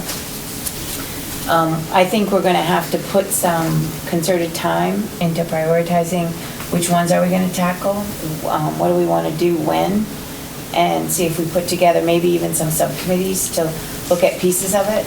You'll see the very last page that we have on there is what we were proposing, which was a multi-board, I think this was Peter's idea originally, but a multi-board long-term strategy group that's going to deal with the major issues, and certainly anything like people mentioned closing schools or anything else. Who knows if those are even viable alternatives, but that would be something that long-term group could work across with Board of Selectmen, Board of Finance, and Board of Ed to figure out what kind of other options are there to substantially make Simsbury retaining schools and maintain or get a better competitive edge. If that group deems that's even what it wants to do. So there's a whole bunch of things on here, and they all require work on our part. So a once a week or once a month meeting, we are not going to get to all this stuff. So I think we have to figure out how we want to prioritize it and what's most important to everyone. Right. Now, first thing is, we're in the budget cycle, so the desired budget outcomes is obviously what we've been focusing on, so we should look at those and try to decide what's important to us, because sometimes you're going to have competing issues. If you do one thing, you can't do something else. So we have to really decide what's important. We have, we're going through what's addressed and done in the process of the budget. We're going through all those activities. I think we're slowly chipping at it, or going to make decisions by the time we have to. I mean, we don't have to decide to send the budget on until end of April. So we have 2 more months to go through this. In the past, some items we've never talked about. It's just kind of, this is the way we do things. Right. Now we're going through everything. We can always go back to this is the way we do it. This is our policy. We can solve some of these real quick, or we can, takes a long time. Depends on how much we want to talk about them or how long we want to debate them. So, we are moving through the process. We are going to send a budget on to the voters at a certain date, no matter what we decide. Something's going to be sent. That's our ultimate decision, and we'll keep all these in mind. So we have to prioritize what's important to us, start asking for this information or make sure we get it. Long-range planning, I think that's something we got to set up right after the budget cycle, get this going. That's how I see it happening. And we get a committee going and give them their charge, what we see seriously a charge. I'm not sure we're going to do it during this cycle because there's only so much time to give them a real, what we want that committee to do from our viewpoint, what we'd like to see. I think that would be important. But short term, we keep talking about the mill rate. Is it going to be zero? Is that what we want? Is that what's driving our thought process here? So I think we got to decide because I'd like to stand up in front of the voters. Everyone else stands up with their goals and say, here's our number one goal, keep the mill rate the same, and here's what we've asked everyone to do. And I think that's what we're going to do when we do that presentation this year. Because we have to stand up and say what's important to us. Instead of just listening, we got to say, here's what we've been driving around, so I want to know what's important to us.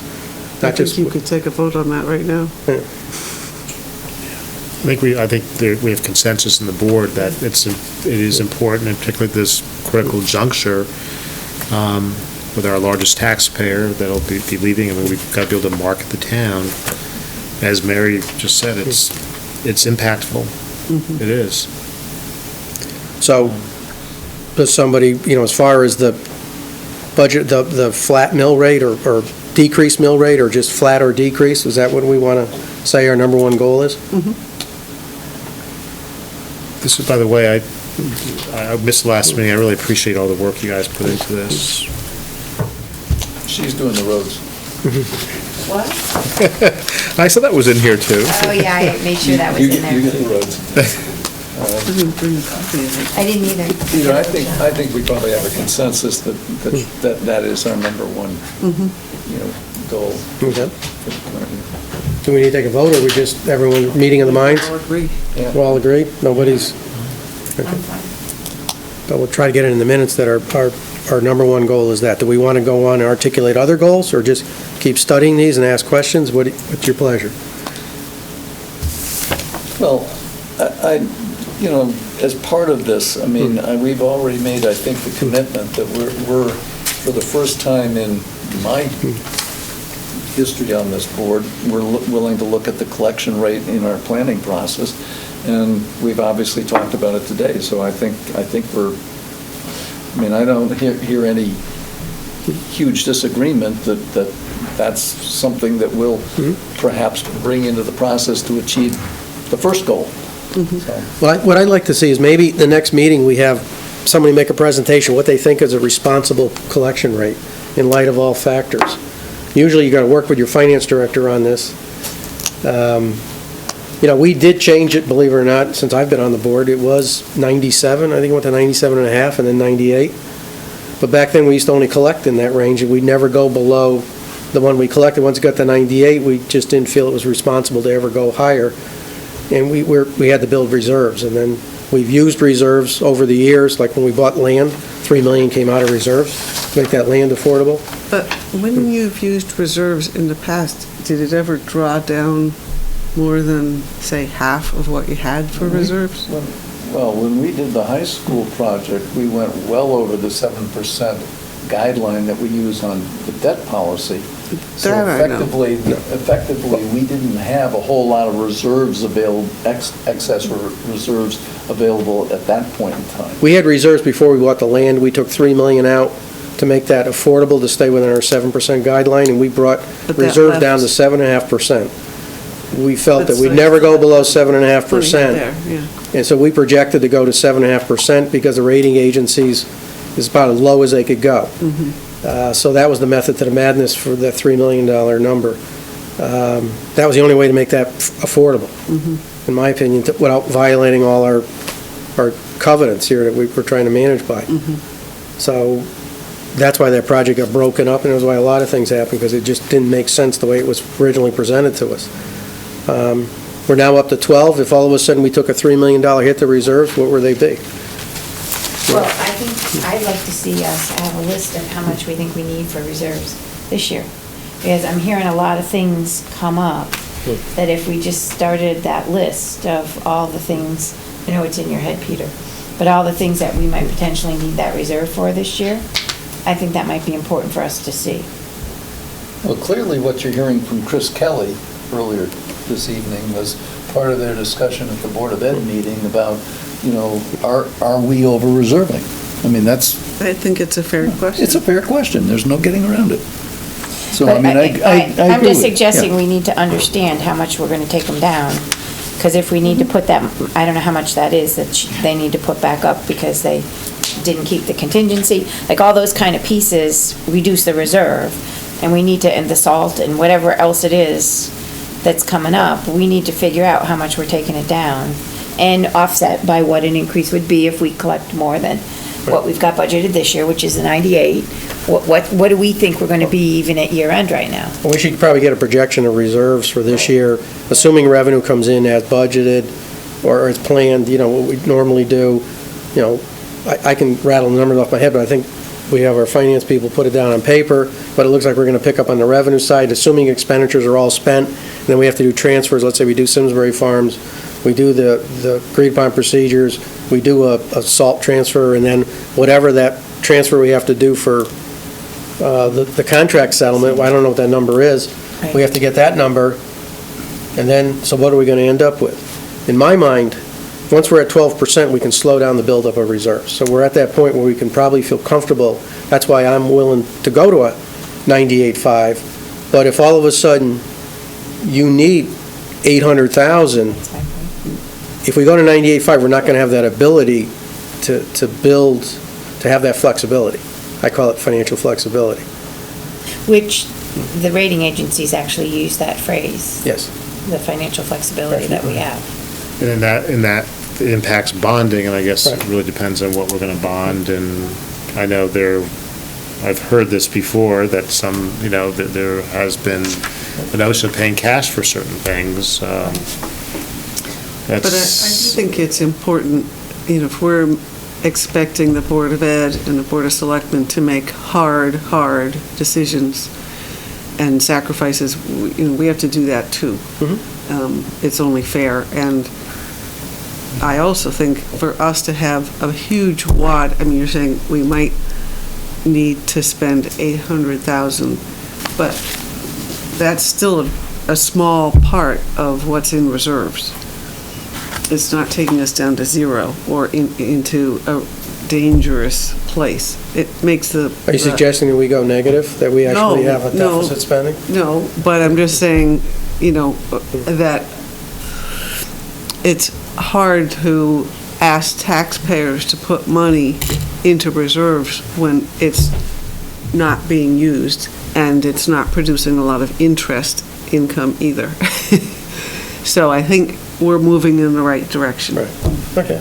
See, I agree with all of that, but I think we need to, from a policy or a guideline point of view, come up with a target ratio that we're comfortable with, and then go from there. I don't want to start talking about dollar amounts because it's a moving target, and a couple of years ago, I think, at least in my mind, the target was 10%. Now this is your fault because you've come up with a 12% number.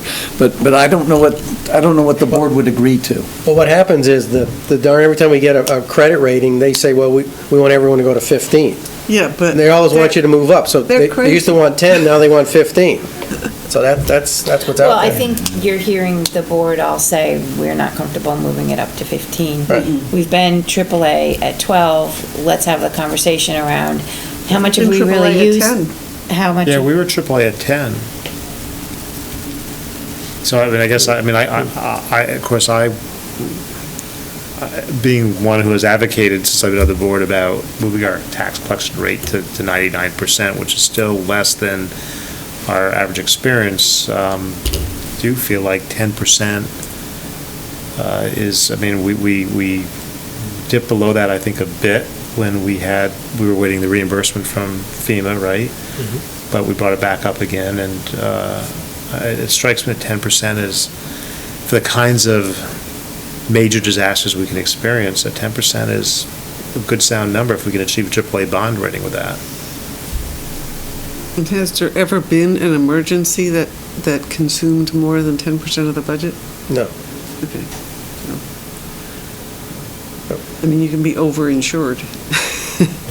Yeah, but just in terms of current taxpayers, and I think 10% is reasonable, and it does give us some flexibility when we're at 12 to think about whether we want to bond or not bond certain items. And if we don't bond certain items, I think that would also contribute to our, if we take down our reserves by 2% to pay cash, let's say, for things that we otherwise might have bonded, that would also probably help our AAA bond rating for. I mean, frankly, I'm happy with the 98.5 as movement. I mean, you don't want to make huge leaps in a single Yeah, I don't want to be a year, pig. I mean, I appreciate the board's But willingness to. I think if we move there and then have a real discussion and research about where's the ultimate, as Nick said, that where you need to go to. So I'm trying to be sensitive to the comment that Chris Kelly made in the Board of Ed meeting a week ago, which is, does it make sense for the Board of Finance to be asking the Board of Ed to look at -1? And that was. I think he's right. When we're not willing to, Just what I was saying. be aware of the fact that our collection rate is high and we're in good financial shape and so forth, and we're not willing to contribute to the process. I agree. But I think we've shown we are willing to contribute. I think we're all talking about what's the right balance of stuff here. Right. And the other thing, just for new members, historically, we've gotten slammed, but we've gotten slammed, well, this is even before Jeff's time too, when we did some revals, when it was going in the wrong way. So this past reval didn't cause us a huge jump, but we have had reval years when the impact on homeowners was huge. And what we did was we went to the reserves to phase it in over a few years so they didn't get hit with a huge thing in 1 year. So, I mean, we've used them to smooth out what taxpayers see too, which is a very practical use of having, and that's why you don't want to go too tight, because it creates, I think flexibility is the key word. You have to be careful how you use reserve. I would allow us to use it for capital, but the rating agencies don't like you to budget the use of reserves, because then once you're hooked on it, how do you get off it? Right. So we did that once as a town, and we weaned it down. We were at $1 million when we lost the ECS money, and we took that down, and then we got off that, because that wasn't a good budgeting practice. And, we can bring in the rating agencies and just talk about what, you can read the report, what's important to them, and, we can pick their mind. And, and I think it's all valid points, what we have to talk about. We have to just find out what we're comfortable doing, and we got flexibility. So we can use some of it, so we can help solve the problems. We can make the capital easier, we can make the operating budgets easier, we can make it all easier and still try to get to zero. But once we change the collection rate, we're only doing, you change it once, it just happens this year. The next year, where's that half point come from? So The thing that's funny about all of this is that the last revaluation we did was the only time in the last 40 years where when we did a revaluation, the mill rate, the resulting mill rate had to go up. Right.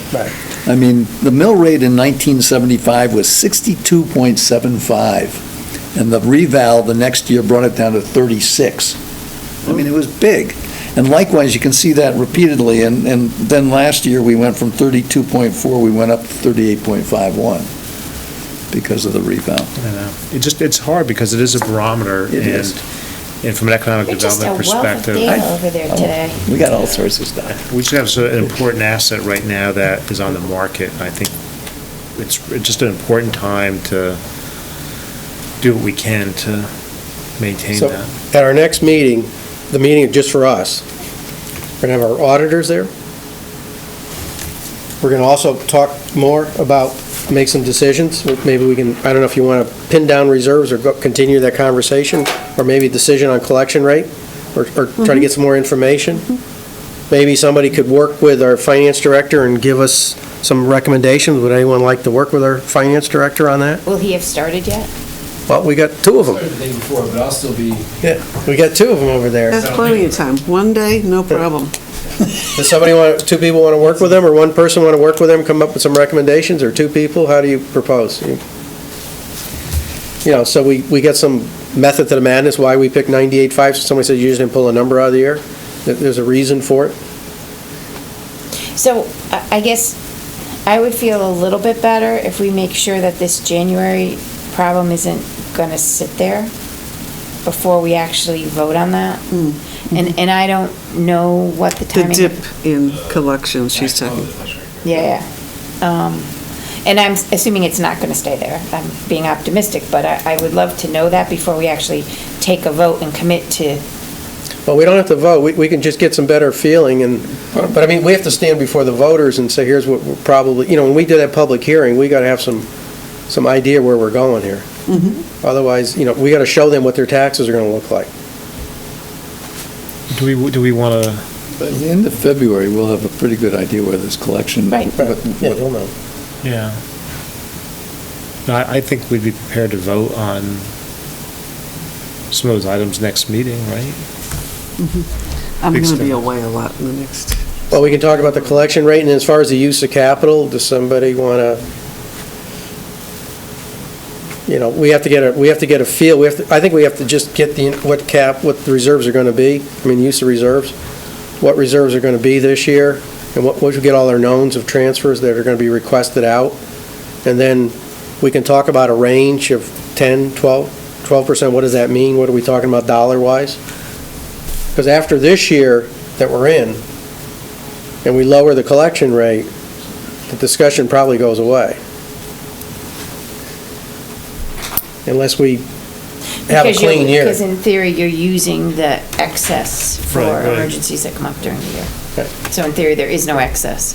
We're But it just doesn't not have to- giving it to them in the budget, we're using it. It doesn't have to be static. I mean, I assume we can determine that this is an appropriate year in which to go to 98.5, depending on how we decide to use capital. It may be that the following year, it may need to change depending on how the money's used, correct? Well, it's going to be, it's going to be very painful. Once you go to 98.5, you're not going backwards. That's how, I'm guessing that's what will happen. Remember when we had interest up to $1.2 million? We used to collect $1.2 million in interest, and we'd going all the way down to 25,000. That was very painful. And why did that happen? Because of the interest, we stopped Oh, getting it's interest. just the market, okay. So we had budgeted a high number. And I always said, when we do it again, we're going to use a smooth average, so we'll never get caught being over budgeted, because it's painful going down, but. Yeah, but we were also doing dumb things. I'm sorry, we were doing things like budgeting for legal expenses using a rolling average when we were having all the problem with Meadowwood, and that went away, and, so the issues change, and we're going to find that we need to do what we need to do when we have to do it. It's just all. All right, so we're willing to look and Yeah. try to help everyone, so we're gonna do that, and maybe next meeting we'll talk about what's adequate of reserves, we'll talk about a collection rate, we'll put that on the agenda. We might have some transfers we have to do. And the lovely auditor's here to talk about the agreed upon procedures in the annual report. You know what else I think we could do to help the Board of Ed and the Board of Selectmen is really look at, and I know Linda's talked about this, but what are the rules and what else can we put the reserve money into so that at least what's there is earning something, and let's budget that. So let's not wait till after the budget, but let's put into revenue a more realistic. I'm willing to invest, if we could do something to save them cost saving, if, let's say they put solar up or something that could save them money, we invested in saving them money. I'm willing to look at investments.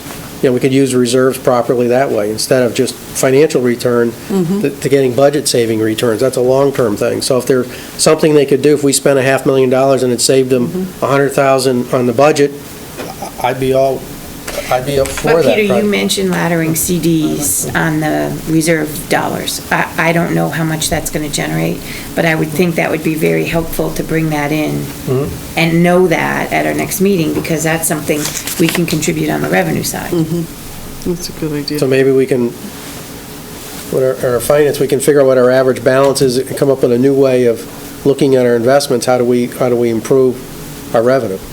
Also, what I'd like to look at is I asked you for all these other revenue items we look at, how we budget, we have to really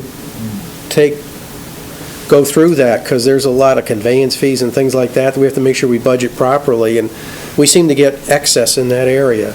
Well, if you go look at one of the, Sean, you've seen this, but the backup sheet that's in that model for the revenue side, I mean, the list is 3 pages long. Right. So, I mean, there's just a lot of stuff, so I don't know that we want to spend a lot of time. No, I don't want to do it, but I mean, if somebody has to go through that and get a real number in there. But it's, because if we turn back. I got an idea who's going to do that. I mean, what happens is if we make $200,000 more than we budget, that just hurt everyone's budget. So realistically, what are we going to collect? It's a lot of effort, but somebody has to go through that.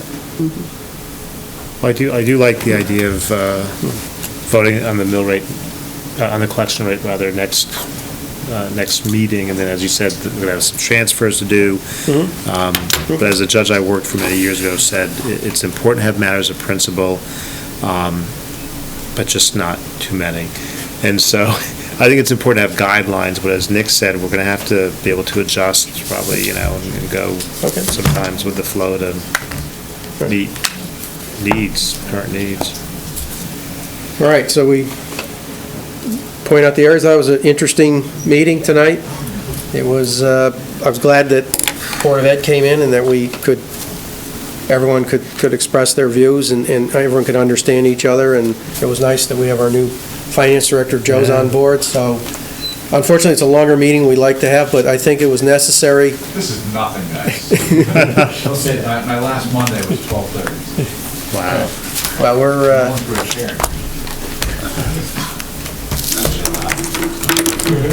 You want a motion to adjourn? entertain a motion to adjourn? So moved. Do we have to talk about anything else on item 10 here? I second the motion. Okay. Discussion of the motion. All those in favor? Aye. Aye. Opposed? We adjourn. Thank you. Good job. It's not easy. We're there. Man, I got my phone calling. Well, I think it was a good meeting. Yeah.